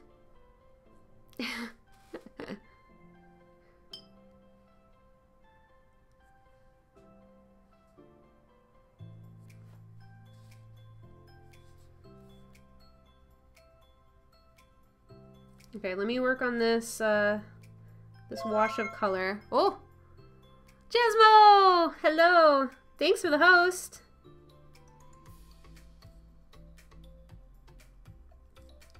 How's it going? I'm working on trying to do this watercolor wash, so give me a sec.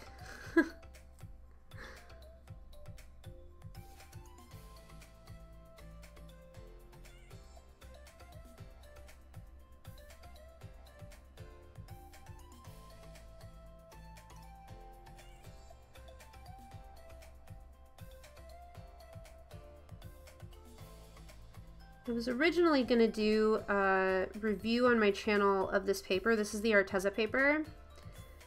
And it's fine for practicing, but there's some things about it that I really don't like.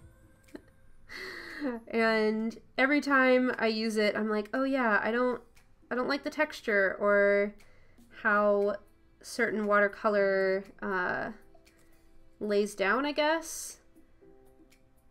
And so I feel like I have to be a little bit more attentive than normal with painting larger washes like this.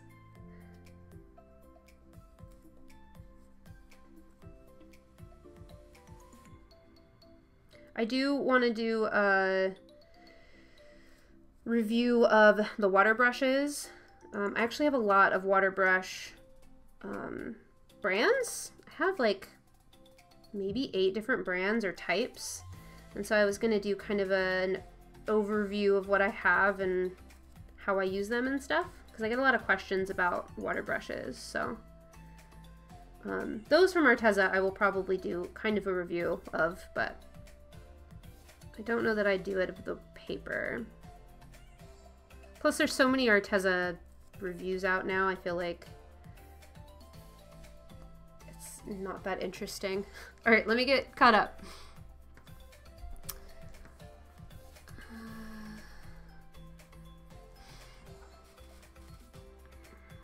Oh, 30 miles from the coast. That's not too bad. I could never live too far away from the ocean. Yay, whales! Yeah, I figured you, Denise, would recognize this song. I basically just have a playlist on Spotify of this artist, since pretty much all of his music is copyright free, so I figured I would do that. Washes while streaming terrifies me. Yeah, I need people to be okay with me ignoring them. It seems to work out okay. Okay enough. Things going good. Got a cuttlefish digitally colored today. Yay! Nice. I love how my octopus is turning out. I wanted to get a quick photo of it before you signed off yesterday to show my husband, because I was really excited, but you got off really quickly, so that's okay. I'll just wait for next time when you finish it. It looks like a little Jerlion. Yeah, I know. Someone mentioned that with the plant behind it. I'm probably going to end up adding a lot of shading kind of behind the head so it pops out a little bit more. I don't know if that'll make it look a little bit more decapitated than it already looks, but yeah. Yeah, Ixen I use over and over for a lot of my videos, but I like it a lot. So I'm actually subscribed to their music channel on YouTube, so I see when new music comes out all the time.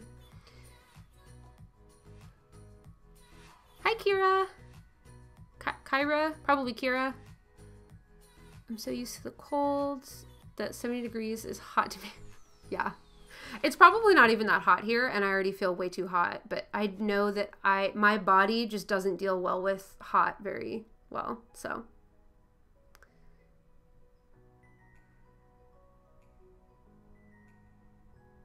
Yeah, I do paint a lot of octopodes, although technically, so octopi is correct, and I always call it octopodes, but the correct pronunciation is octipod,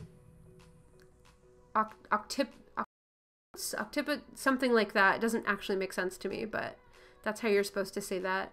But Jasmo is making a pixel art octopus for me, and it is teal and it has a bright pink and purple eyeball, and it's super awesome. Jasmo is another amazing creative streamer here on Twitch. If any of you are interested, you should go check out their channel. There's creative writing, there's traditional art. I know Jasmo was doing the artist trading card challenge for April with me, which is really fun. So yeah, go check them out. It'll probably be a little while before I do another octopus. I always draw them in spare time though.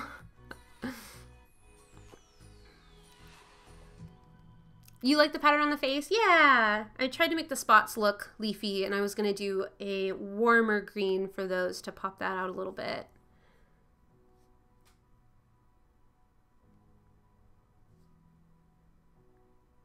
Pronounced the name right the second time. So it is Kyra? Okay. Cool. I will probably forget. I'm sorry in advance. Oh, cool. Yay, thank you. I'll check that out later. Yeah, of course. I need to get a little bit better about doing link shoutouts for people. And especially since I'm on YouTube and Twitch right now, it's a little more confusing.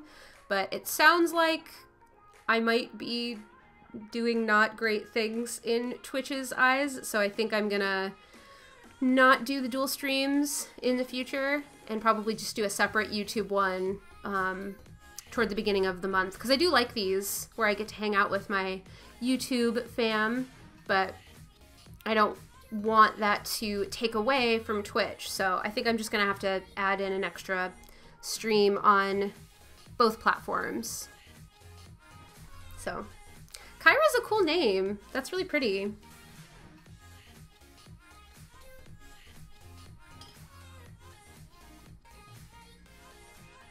I don't know if I technically had enough of this color mixed. We're gonna find out. I don't think I did. Whoops. Now I have to eyeball it a little bit.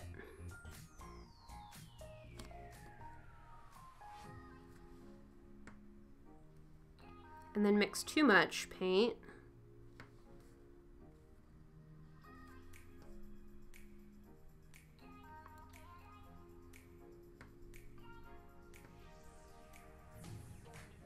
That's close-ish.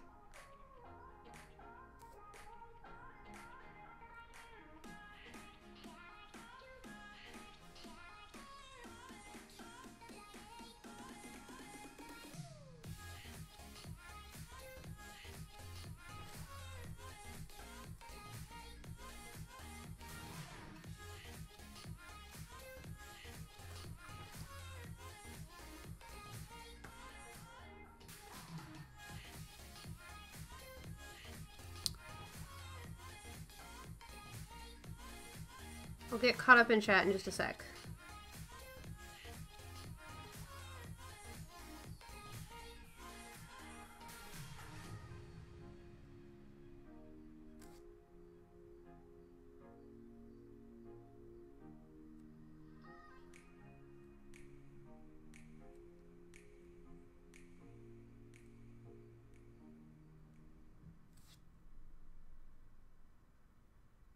I think I might make these with my koi watercolor set that I still have, that I don't use as much anymore, but it's a little bit of a cheaper brand that I want to just use it up and save my schminke and stuff for other pieces, especially working on this paper.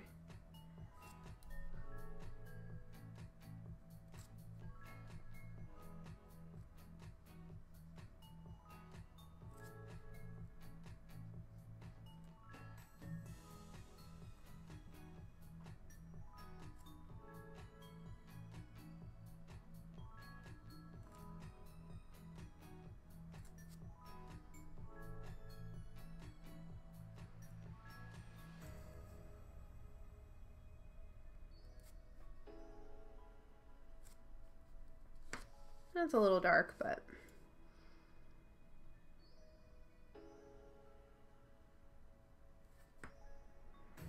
close enough.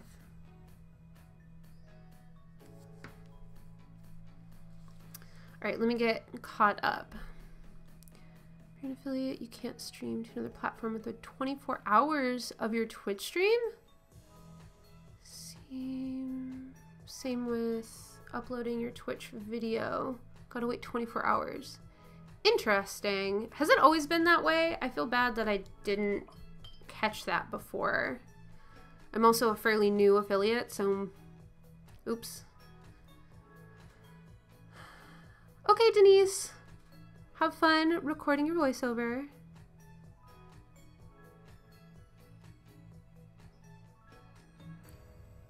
Yeah, I'm probably gonna be on for around another hour. I'm gonna try to finish these two pieces. But yeah, so dual streaming is out for affiliates and especially partners. Okay, oops. Thank you for the follow, Bashful Bastion. Welcome to this art journey that we are on. I hope you're doing well. I know you said hi earlier.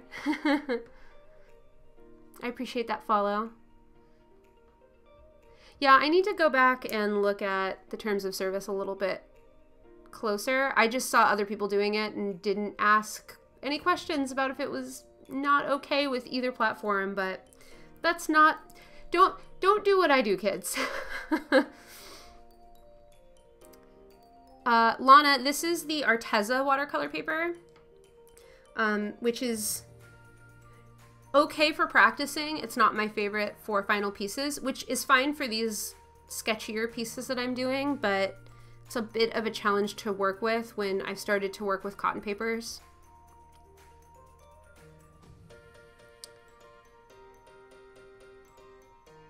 Five pages, oof.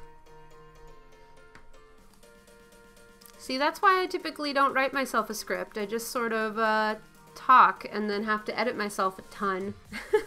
It's probably not the best. I want to get better at scripting without sounding scripted on my videos, mostly because I like what Kat from Meow Meow Kapow does. She writes everything out and reads from it, but it doesn't sound scripted, but she writes it in a more conversational way. And then she takes that and makes sure that all of her videos are captioned. And I really want to do that more. I've done that with my depression video, the one with Lion from Steven Universe. I ended up doing that, but it was a lot of extra steps for what I do typically. So I am trying to get better at that, but yeah.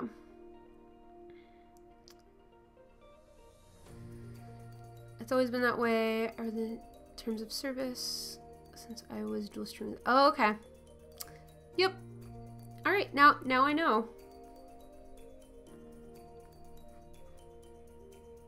I guess I'm gonna have to pick a better, a different day, because I want to keep doing Wednesdays for Twitch because I feel like that works really well, and I don't want to lose one of the weeks for YouTube. So I think I need to figure out what my YouTube audience would rather have for a different day. Maybe Mondays. Mondays are hard because I never know what shows I'm gonna do that are a full weekend, and then Monday I can't talk to people. It's too much.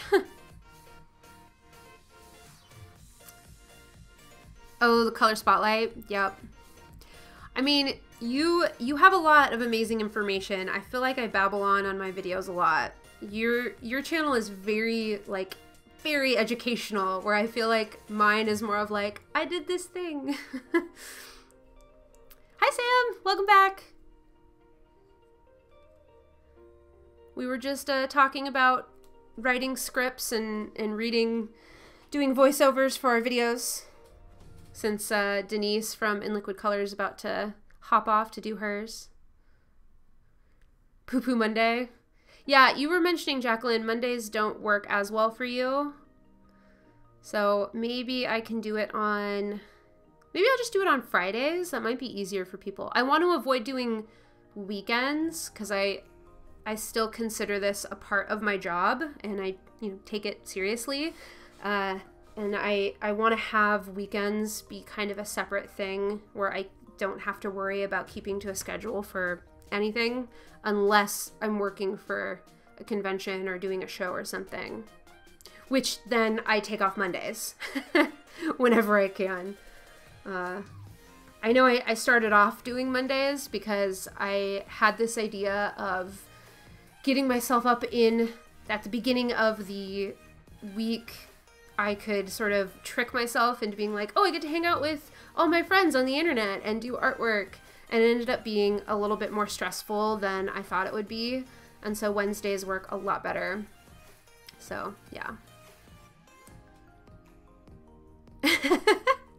Jasmo. Do you want me to call you Jasmine now, or...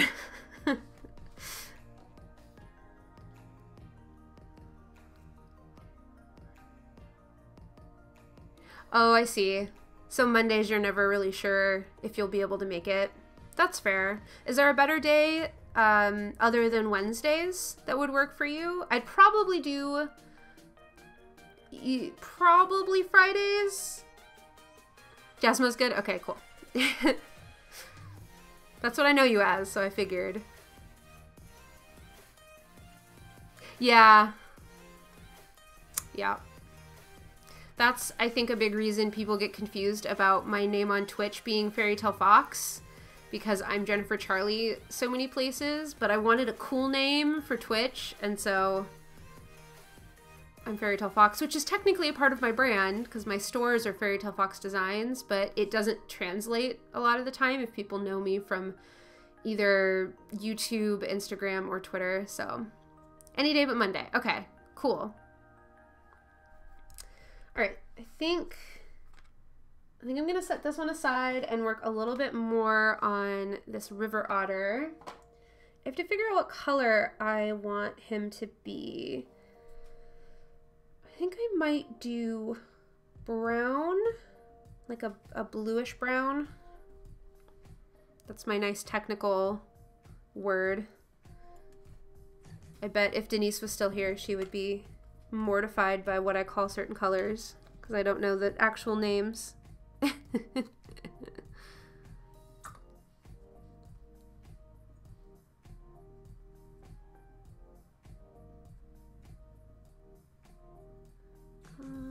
Okay.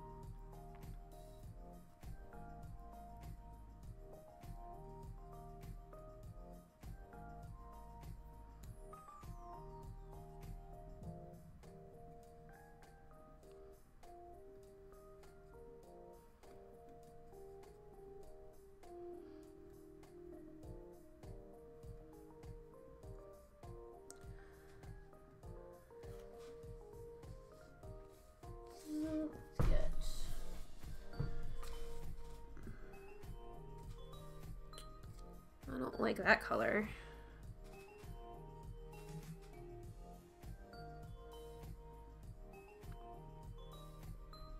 By the way, Jacqueline, I know you were asking at some point about Skillshare classes. Were you able to sign up and take some classes? Because I've been on the hunt for some classes to take. I signed up for the sort of 2 months free, I think, and I'm interested to see what other people are taking and what they've found valuable.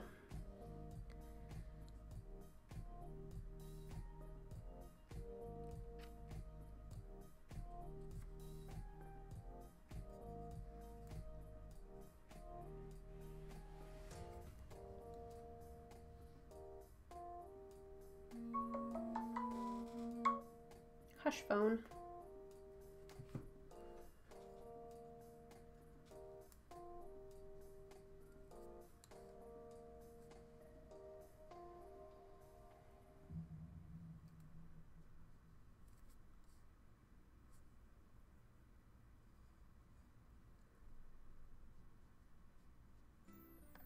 Okay, we're gonna make him kind of a reddish brown because I know Rogue was saying they like red, so.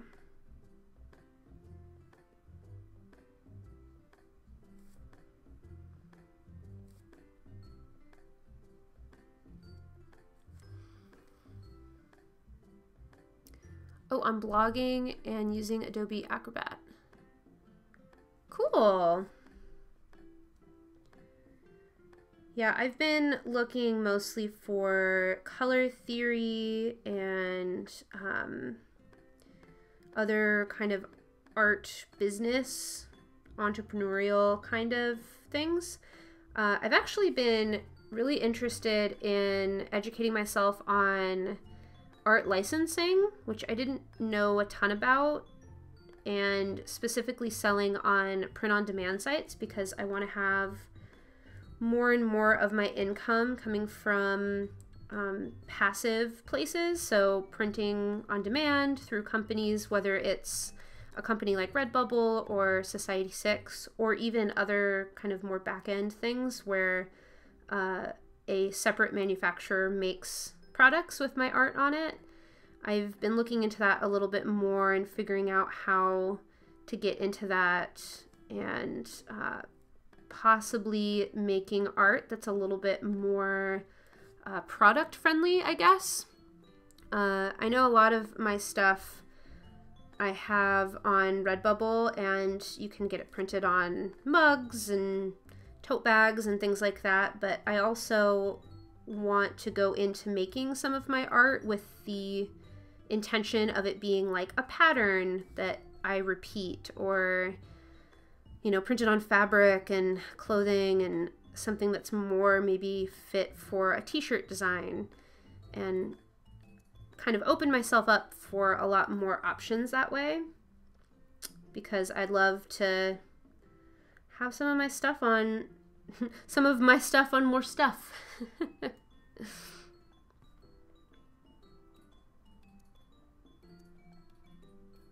I even looked up some companies that print kind of watercolory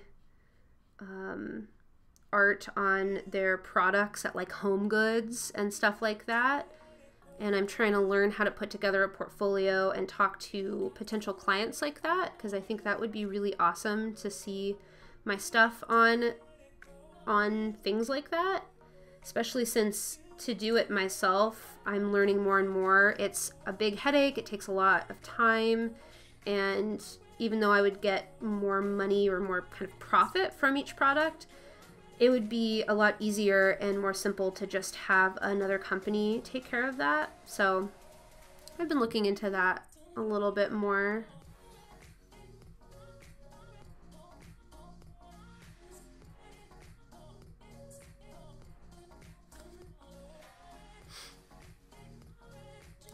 Third-party printing was all I talked about during stream today. Oh, okay, cool. A streamer commune. Yeah, I actually, since taking the few classes I have on Skillshare about, you know, third-party printing and print on demand and all of that stuff, I actually have quite a few ideas of pieces that I want to do that I could then turn into patterns, or just have them initially be patterns when I make them. And a lot of them are, you guessed it, succulent based. But I'm trying to sort of take this style that I typically do, sorry if I'm off camera, this style, but make it like from conception, make it something that is more tailored to patterns, rather than just trying to take my illustrations and force them into patterns, which doesn't always work. I'm just trying to think of the product kind of more ahead of time and be more of a sort of surface product designer, and start from that mindset with some of my pieces. I'm sure you'll see a lot of those as I get more into and more serious about that with my work and my portfolio. I'll do more streams with that kind of work, and it will probably leak into what I do on YouTube as well, because a big goal of YouTube for me wasn't to just scramble to get videos out each week, but to actually have you guys follow me along with what I'm actually working on. And that means when I change what I'm doing, if my style ends up changing, and if I'm having a bad week, that's gonna reflect in the videos. And I like that being a part of my brand, is just, here's a realistic, or at least mostly realistic, way of how this artist works. So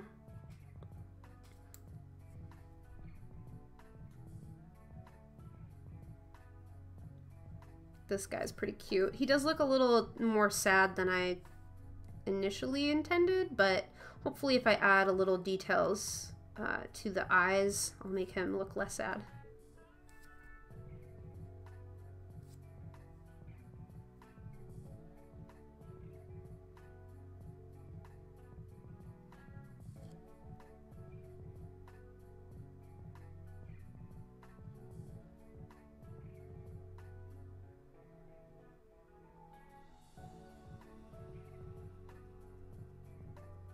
I do notice that this paper gives me a bit of a hard time, at least the way I paint, to get smoother gradients or even just flat colors. So it's a bit of a struggle. I can make it work.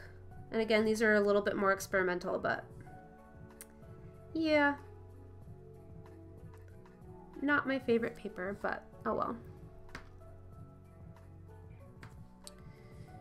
Yeah, I'm trying to branch out with what I do, but anything with social media, I really wanted it to be just a realistic view.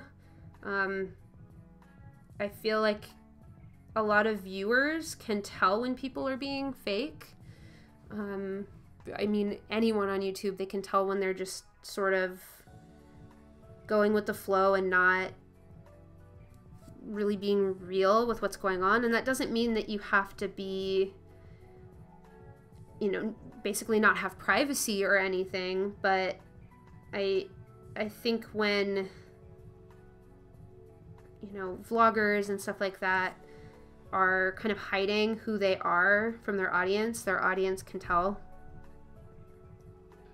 And a lot of it for me is I am on a daily journey to embrace who I am, and I want that for others too, because I feel like that makes you a far more fulfilled and happy artist, and a better artist typically if you're doing what you love and it fits with who you are. Then I think you're gonna have a better time with things. So that's what I preach, and I try to live by it when I can.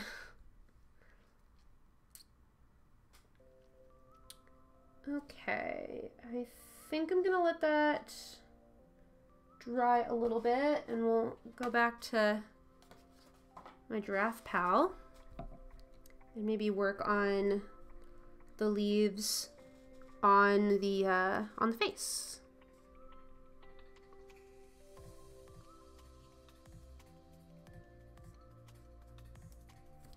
Get that one.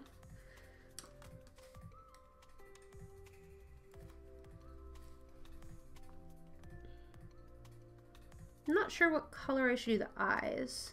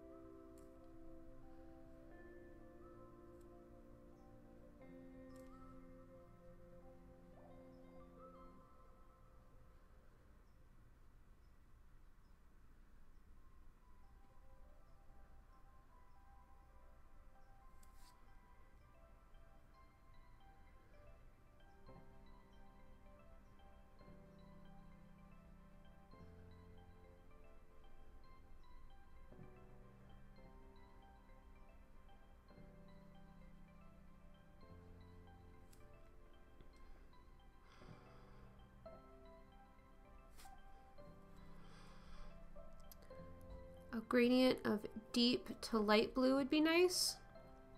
On this one? Which part do you mean?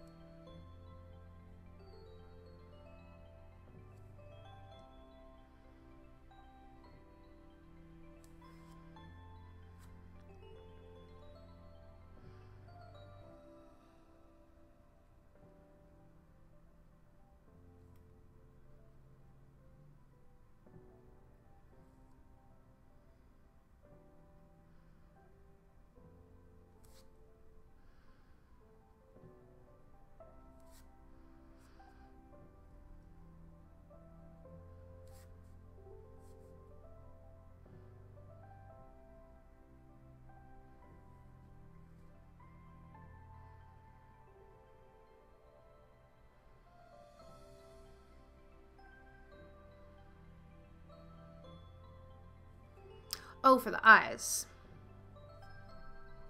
Ooh, I like that.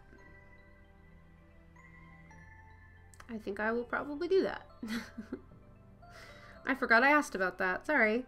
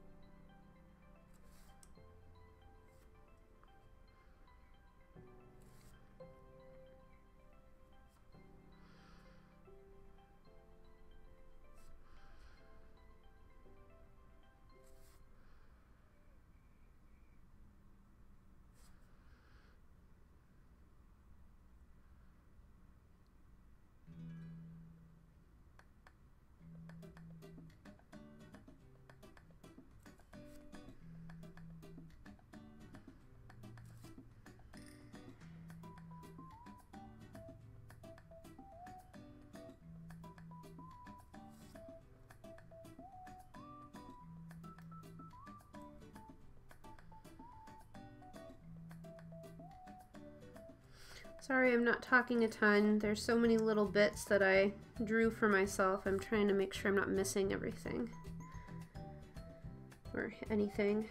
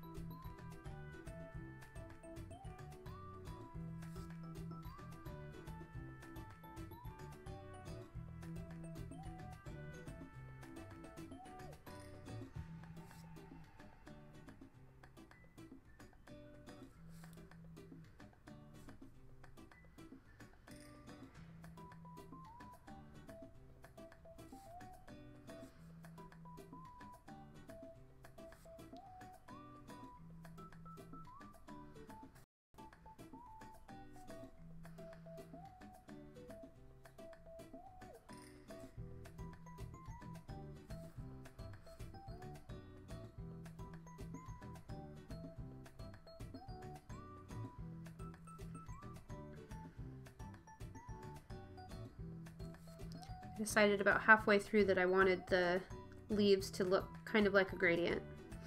So I was really focusing on that.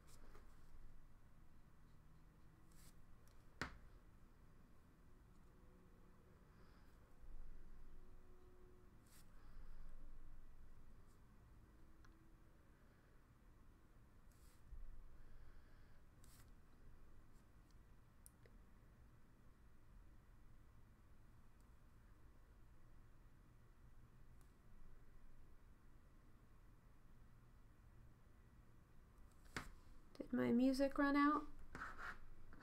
Probably. These songs are not very long.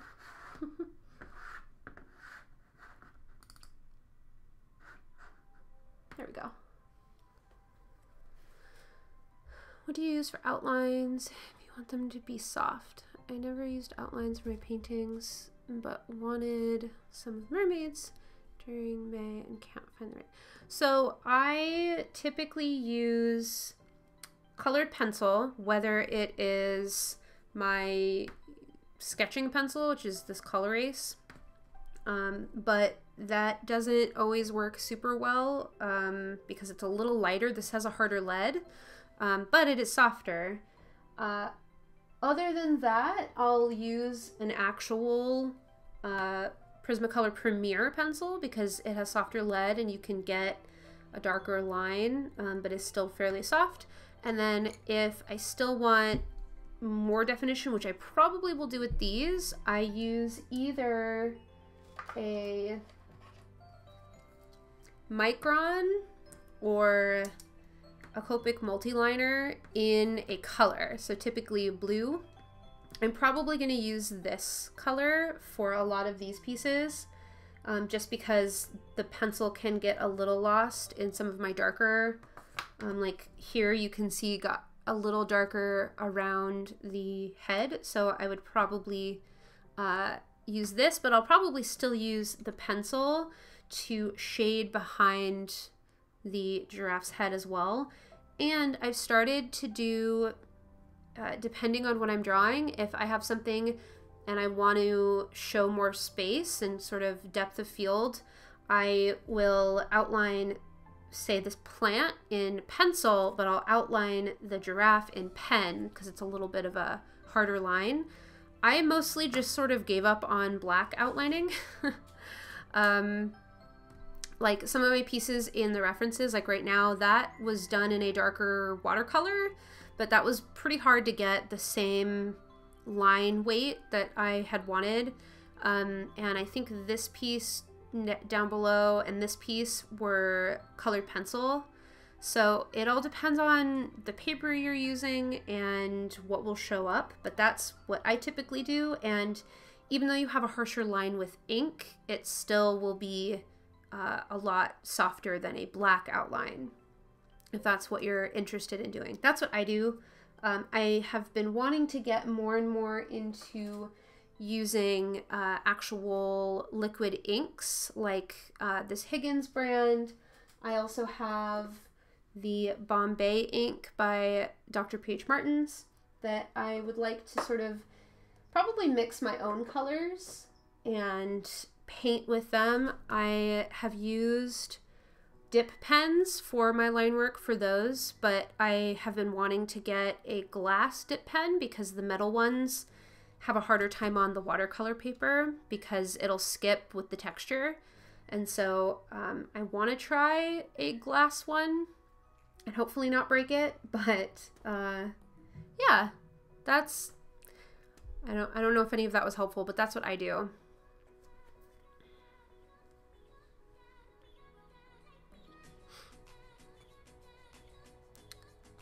Okay. Yeah, I hadn't either. When I first started out taking my art seriously as a business, I was using black lines for pretty much everything because that's what I thought you did. Like that's what you do. And as I've gotten more and more comfortable with my own art process, I've been kind of refocusing in different directions of just, I don't like black all that much, so I don't really use it. I typically won't have a black on my watercolor palette. Even if I can mix black, I won't use black watercolor, and I don't typically like it in my work. I like it to be brighter and softer. And yeah, I don't know what got me to start doing the pencil outlines, but I just wanted something really, really soft. I think it was actually for my Studio Ghibli pieces that will be in my reference scroll through. I did marker, and I had tried doing colored inks like the multi-liner and stuff like that, but I realized because just the way the ink was, and I liked how the ink kind of worked with the colored pencil that I had put down, the color erase that I had put down already, and so I just decided to layer on top of it, and because it's alcohol marker, it's a lot easier to layer, and so yeah, that's kind of how that started.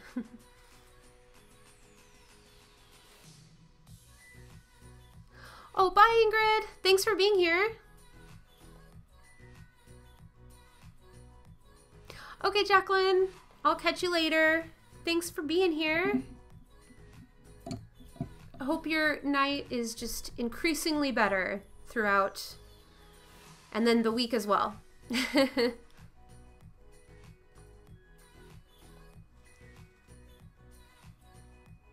But yeah, I've experimented a lot with using different ways of lining. I know the like black, I have one somewhere. The like black brush pens. I actually have a lot of black brush pens. But a really popular one is this Pentel one. You'll see a lot of artists on YouTube use this for line work. I know in particular, I think Katvok uses this a lot for her work, but it's like a real brush, and I can show you real quick.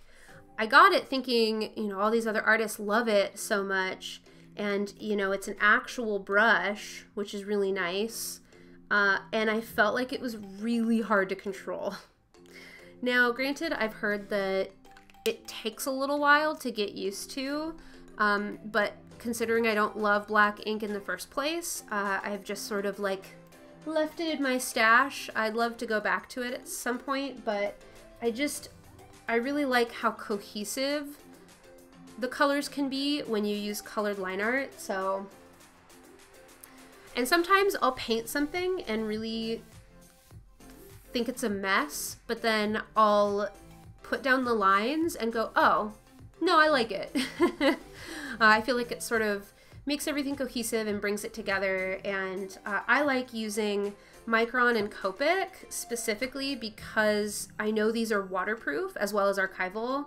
I think they both actually work fairly well with alcohol marker as well. Obviously the Copic one does, but I know for a fact my Micron, I can put it down and as long as it's dry, I can go back and add layers. And I typically do my final line work at the very end, but I never want that to be something that I can't go back and fix things if I realize it after the fact. So I like to be able to kind of do my line work at any point in my painting process. Sometimes I do it at the beginning, but typically toward the end, but I never want to limit being able to go back with more layers. So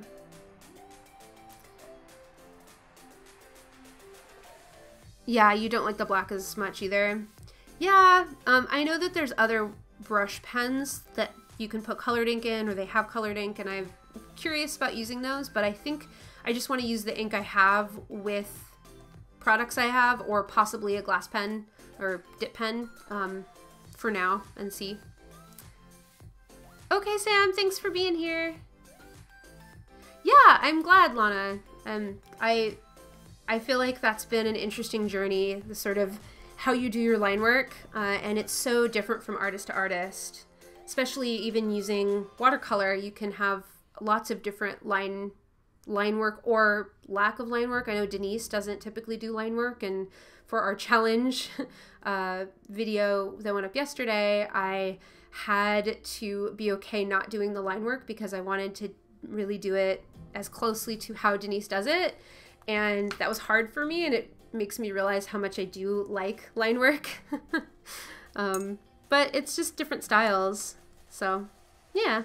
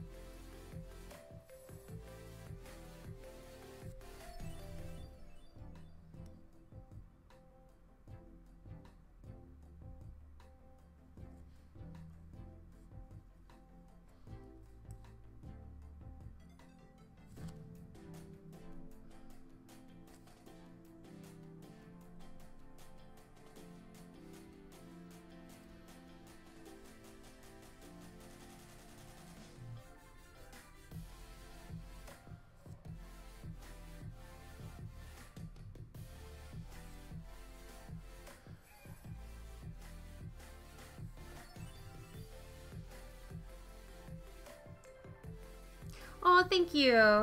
Yeah, I had a lot of fun doing that. I used to do more realistic pieces like that in school. I think I'd mentioned that in the video. And I was actually having an interesting conversation with my husband last night about how style and using references is sort of an interesting topic, because for a while I thought if I'm using references, I should be copying it. It should be more hyper-realistic. And then if I'm doing more whimsical things, I shouldn't have to use other resources and references.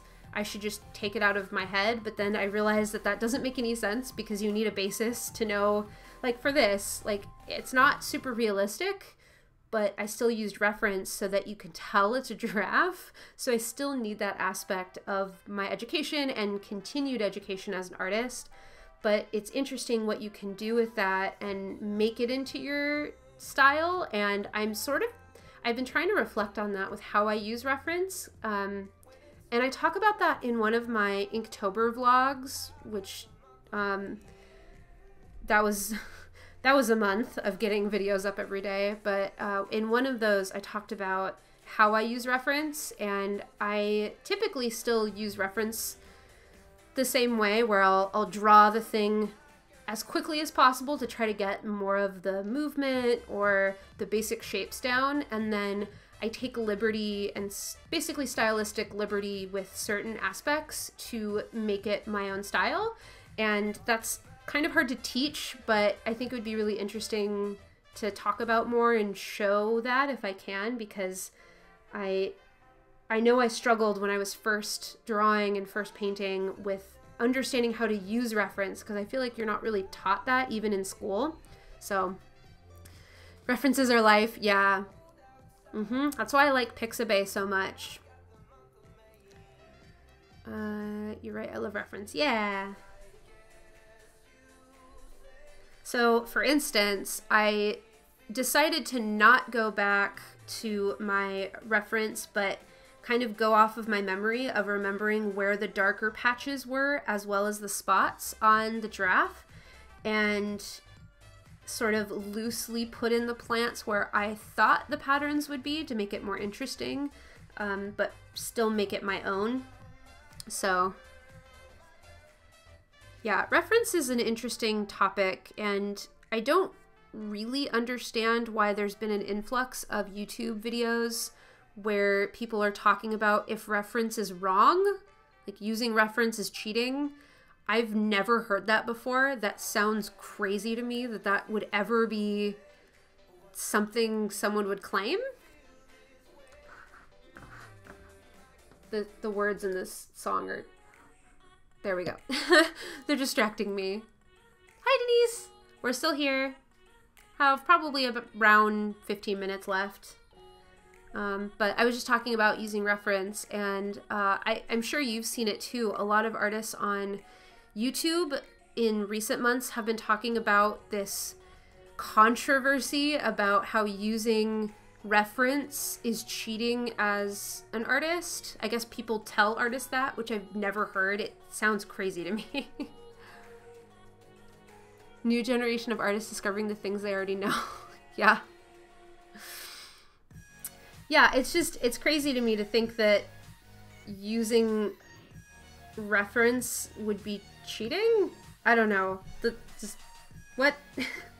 That's literally what you do in art school, is you sit and you watch a live model and you draw or paint them. You at least should be using reference, and I don't know. It's more about how you use the reference, and I do think that there's a little bit of a lack of conversation and education in that realm. So I would love to hear your thoughts, though. Yeah, I know, it's nonsense. I mean, it's one thing if you're tracing and then claiming it to be your own, but even the idea of tracing an image being bad practice, or like breaking some laws of art making, that also seems ridiculous to me. It's more about, do you own rights to this image? No? Then don't claim it's yours, even if you've copied it, whether it's you've actually traced it or you've, used it as reference. If you've copied it that much and you need to give credit where credit is due. You maybe copy the reference for hyper-realistic art piece. It's still art, isn't it? Yeah, exactly. I mean, even if you're copying something on a light box, you have an image that you maybe printed. I mean, I think so many of us did this as kids, right? You find an image, you print it off, and then you trace it to learn. And that might not be the quickest way for you to get the skills you want, but there's no problem with you copying it in and of itself, especially if you're just gonna like hang it on your own wall or something, or it's still making something too. I don't know, this whole policing of what is art and what isn't is silly to me, but I also have a very, very wide definition of what makes someone creative and what makes them an artist. Yeah. I actually used to date a photographer who said that he wasn't an artist and would get really mad at me, actually, when I called him an artist. And I'm like, okay, I won't call you that if it makes you upset, but I think of you as an artist. But okay.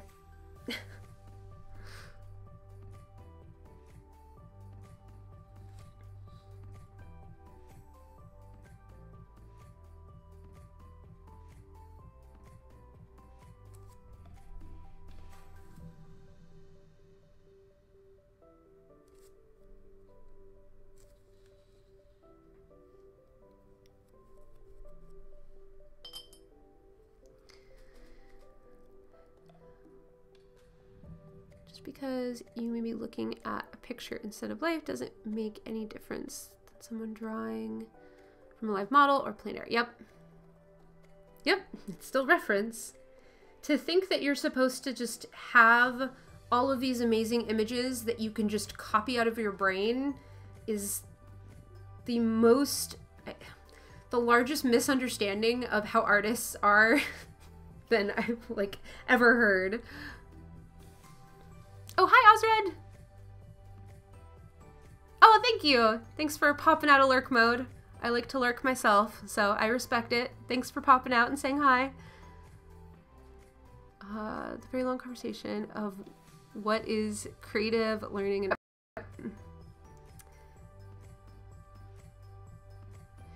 as a former photographer, there's a lot of pressure on me to not say I was an artist because of how other people reacted to it. Definitely is an art form. Yeah, exactly. Again, I understand that I have a fairly loose definition of what makes someone a creative or an artist. And so, you know, people don't have to agree with that, I guess, but... And the conundrum with references, yeah.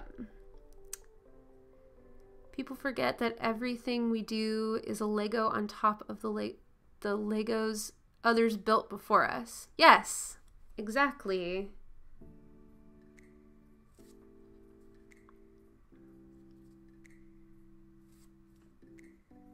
I like the Lego reference. Hi, Silent Speaker, how are you?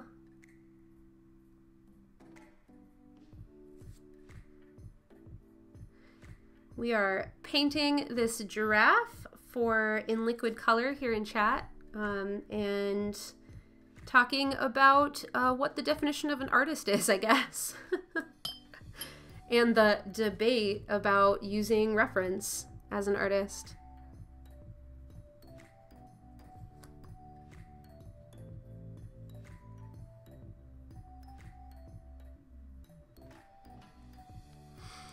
Oh, you have to get going? Have a great night. Thanks for the stream. Digging this piece. Thanks! Yeah, thanks for being here. Hope to catch you again in another stream.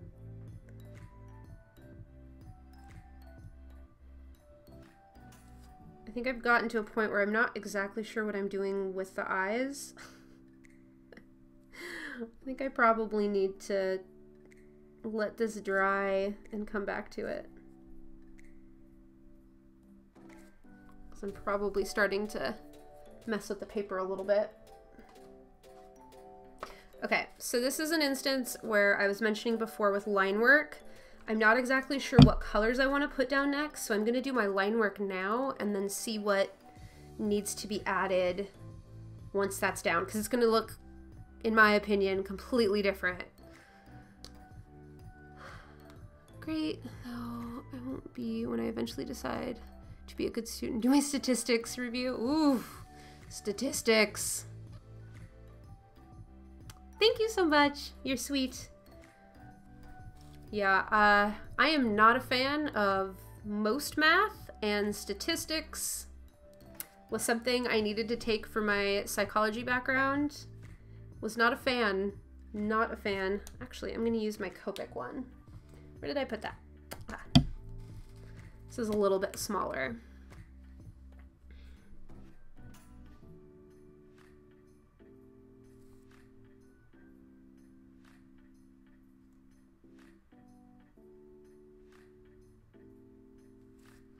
Sometimes I feel like putting my line work down like this is sort of cheating, because I feel like I don't have to have as many contrasting colors as I probably should to make the piece a little stronger, because I can just outline things.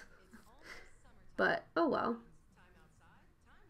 Well, I guess we were overdue for some of the commercials on Spotify. Ooh, so it's the final? Final? Nice. That's good.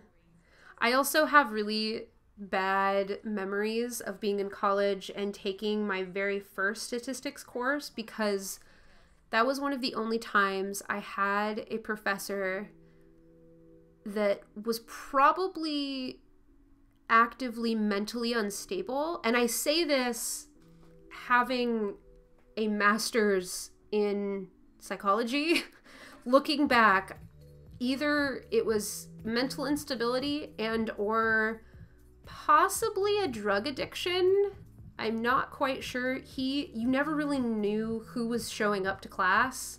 And that made it so much harder because I already didn't understand the information, and then dealing with his instability. Like, he would, for instance, I don't want this to be like bagging on math teachers or anything, but this one particular professor would come in and seem, you know, okay, and then someone would talk in the back of the class, and it was like something turned off in his brain, and he like would scream and like actually scream at them for just sort of like quietly whispering to someone. And then 5 minutes later, by our reaction, realize that something was wrong and then apologize for it. But then you wouldn't know if he was going to get angry again. It was very, very strange. I don't think he was at the school for very long. I managed to make it out with a C, I think. Like a middle C, so I was okay, but ooh, it made me really nervous for taking my other psych classes because I knew that was one of the requirements to be a major in psychology for my school. And I was really concerned that I was going to need to know even more about statistics. And when I started to do research, both at the college level as well as the master's level, I was really concerned because I felt like I didn't really retain very much information. But I ended up not needing to know as much for, you know, the application that I needed to. Hello from Mexico. Hello. Is it freaky or frikey? Let me know if I'm saying it wrong. I wouldn't be able to learn with that. Yeah, I'm surprised we got through. I kind of remember there being some issue at the end of the class that so many people had brought up him being an issue that I think we had a different, like a sub at the very end of the class. I think he actually got fired. So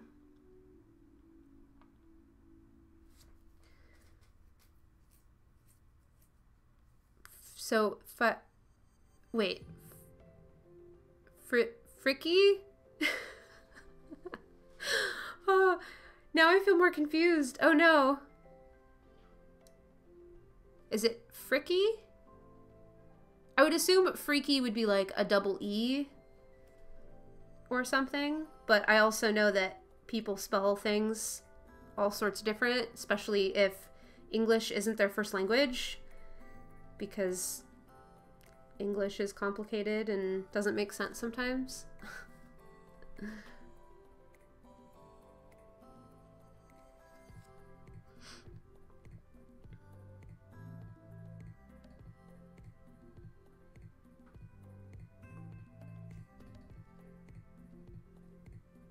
Regardless, hello, welcome. Thank you for the hello from Mexico. That's exciting.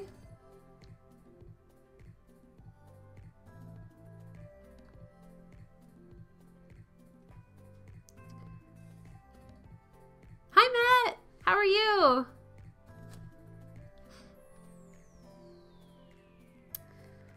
I can't speak many in English. You can't speak Spanish. I speak Spanish.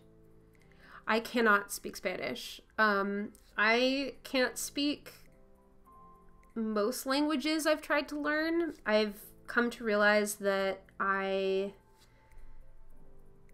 there's something in my brain that it's really difficult for me to understand the feminine and masculine and a lot of different things. I technically took Spanish when I was in like elementary school, so I know very, very little. And then I took French for 3 years in high school and also didn't really retain much. The most I've retained was from American Sign Language, so I can do the alphabet and a few words. And I'm trying to learn more because I feel like it's so visual and you move with it. It's a lot easier for me to remember than just having the words in my head or reading it, if that makes sense. So, Mexico City, cool. English is stupid, polluted language, but I love it to bits. It's complicated. I feel lucky that I grew up learning English because I know for non-English speakers, it's super complicated to learn. And unfortunately, it ends up being such a large, you know, broad language of the world now. And I kind of feel bad because it's complicated. I'm good. Little girl is homesick. Oh no. Spent the day. That's a good day. Sounds like a good day. Not the sick part, but I hope everyone's feeling better. I can understand Spanish, but I'm horrible at speaking it. Yeah.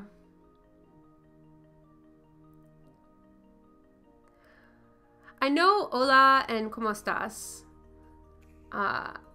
Past that, very, very little. Piquito, I think? Is that right? My husband's actually trying to do the Duolingo app and learn Spanish because he really wants to learn it, especially being in California, and I'm from Southern California. You'd think I would have picked up more being so close to Mexico, but I think it's just something in my brain. I'm so visual. Language is harder for me, I think. In USA are the letter. Yeah, we don't have any letters that have extra symbols with them. That makes sense. And I know that N sound, but I don't know that I'd be able to say it correctly. And I definitely can't roll my R's at all. Not even a little bit.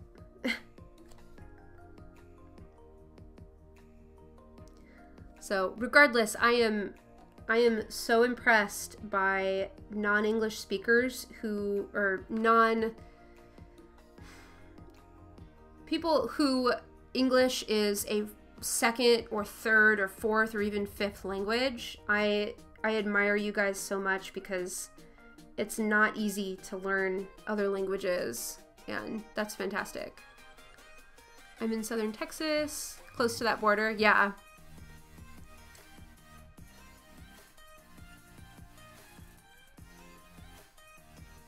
I would love to be able to speak different languages. I get really frustrated and I don't have a lot of patience for myself to learn it, I guess.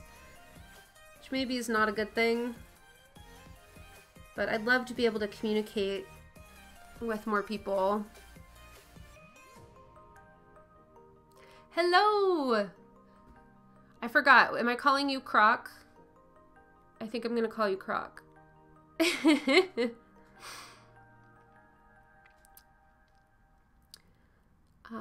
Prismacolor Junior or Premier. I haven't used the Junior ones because I think those are newer. Are those sort of like a student or child grade? I'm not sure. I really like the Premier. I have, I think the 72 set of the Premier ones. I like them a lot, but I know that there's other brands that people like as well that I haven't used. So I like the Premier ones. They're really soft, but I don't know much about other types of Prismacolor. Is there an English dialect that requires the R to be rolled? I don't think so. I think it's other languages other than English. Oh, no worries. Your English, I think I'm understanding you correctly.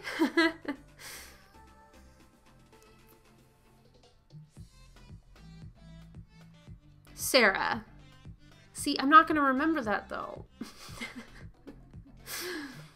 I can try, but I probably won't.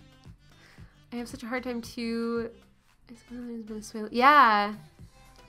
But I still can't roll my R's after years. Yeah, no. It's one of those things that kids learn it when they're very, very young, and if you don't learn it, there's actually science about this. If you don't learn it, that part of your brain to be able to do that, at least at all easily, just atrophies because you don't need it. Your brain's like, okay, we don't need that part of language, so we're gonna use up that space for something else. At least that's what I remember reading. I need to learn Spanish too. I teach guitar and I've had a few students without much English. Yeah, that would be really helpful. I kind of wish in parts of the US we were just also taught Spanish and had bilingual classes for most kids, because it would make things so much easier. But especially with the political state, which I will not go into very much currently, I doubt that will happen, which is really upsetting. In California, I feel like I should know. Yeah, see, growing up in LA, I feel like I should know Spanish just being around people speaking Spanish more, but no. Person's family that can roll my R's. Oh, cool. I don't have to remember that.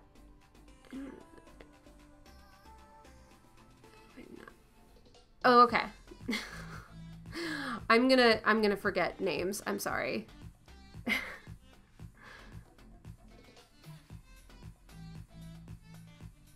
Silent speaker is Sarah. Okay. In German, there are dialects with a rolled R and some that don't really pronounce the R. Oh, interesting. Yeah, I know very little German. I do have friends that are from Germany and we've learned a few things, but not very much. And being in Germany was really cool. In November / early December of last year, we actually went outside of Berlin and heard and tried to communicate with people that knew no English, and that was a really interesting experience, but pretty cool. And just being around that a lot was really neat.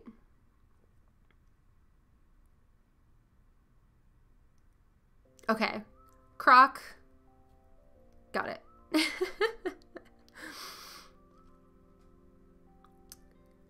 That's like information about language, and I think he just thinks I'm making it up. Well, I mean, he can think what he wants, but it's true. Language is super interesting.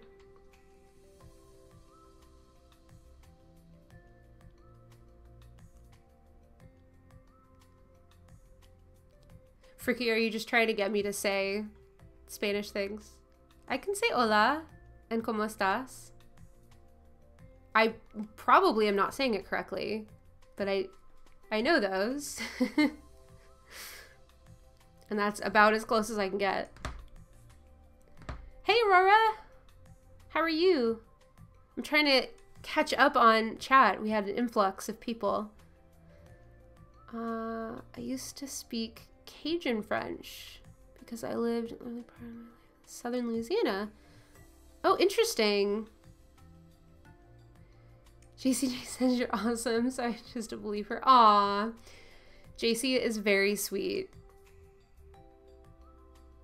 You know Spanish? Awesome. Yeah, cultures and languages are really, really fascinating.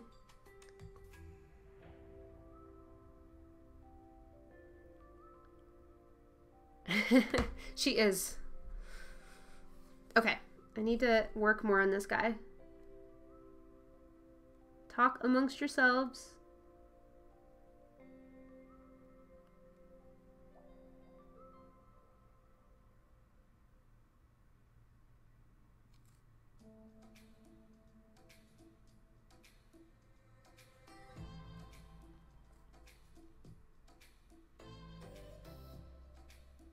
Oh, we're actually past the time I typically get off. I'll stay on for just a little bit longer, but I should be getting off soon. Just to let everybody know. I got distracted with chat. You guys are so chatty.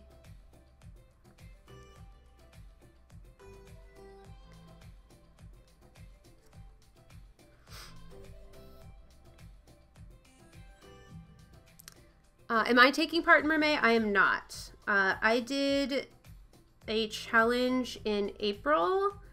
So the ACO art card challenge, as well as I followed prompts from somebody else. And I'm not a huge mer person drawing fan. I tend to like to draw animals, and I was mentioning before, I might do it at one point where I make them all animals because I'm not a huge fan of drawing people, at least right now.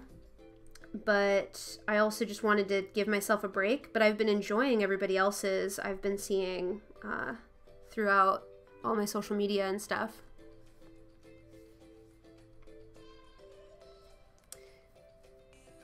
If you considered making the chat the left of the screen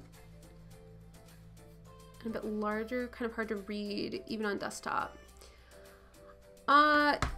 I could, yes. I honestly threw it together for today because this will probably be the last time I dual stream like this, where I have YouTube and Twitch, because it was told to me that I'm against terms of service. Learned that today, but in the future I can make it a little bit bigger. Sorry about that. I just have it because I know people are from 2 different platforms and they're not going to see other people's comments.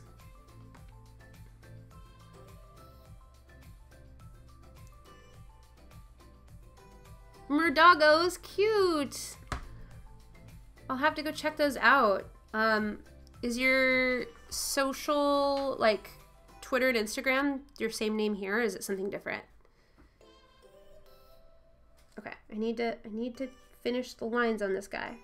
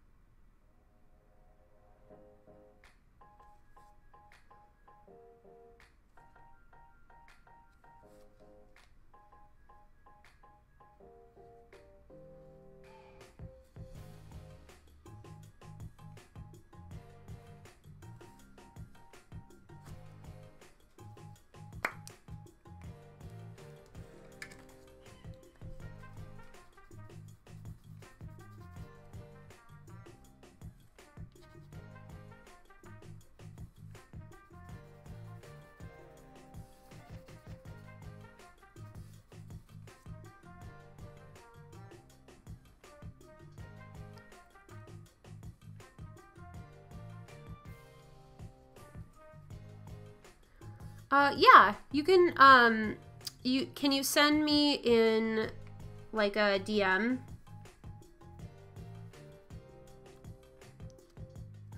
I can probably find it, though.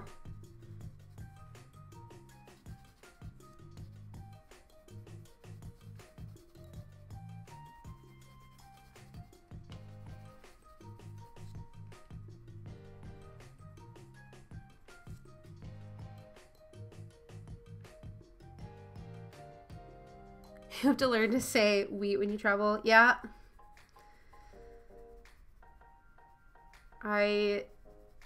Yeah.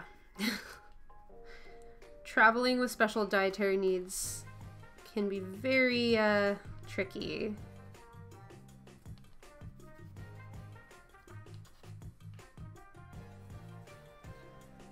I just about gave up on my current diet plan when we were traveling through Europe, just because luckily it wasn't, you know, life-threatening, but I could go off and then come back when we came back to the States, but yeah.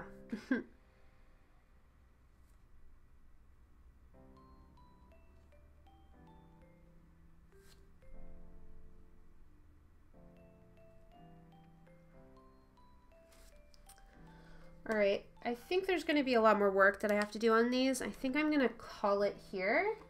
But if you were interested, we worked on this little river otter for Rogue, who's a recent sub, as well as this little giraffe for In Liquid Color, which I still need to put your name on here.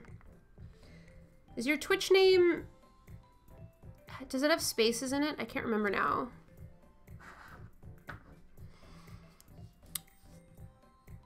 Hi! Missing no games. How are you? And thank you. I want to put everyone's names.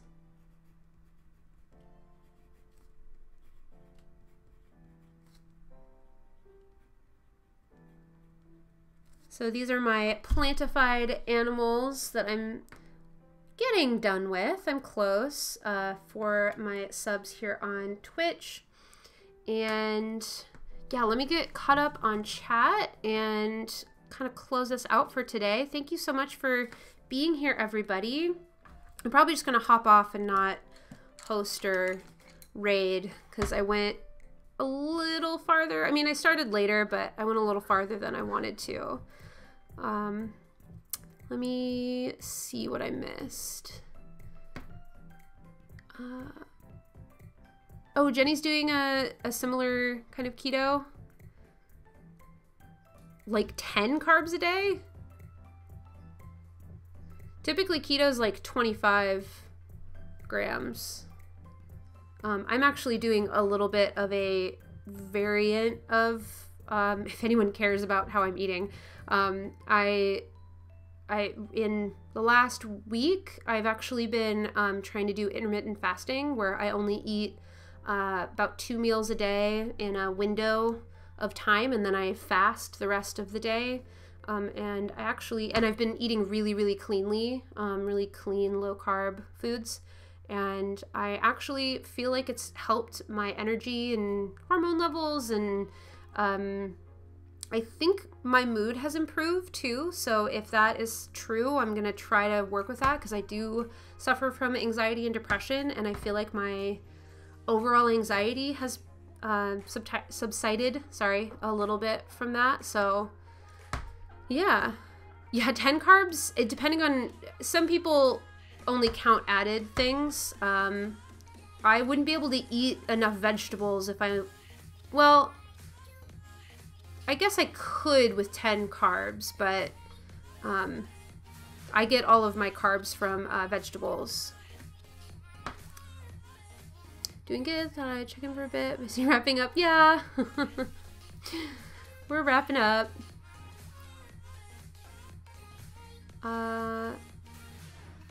Yeah, she's had to start something totally different. Oh, interesting. Yeah.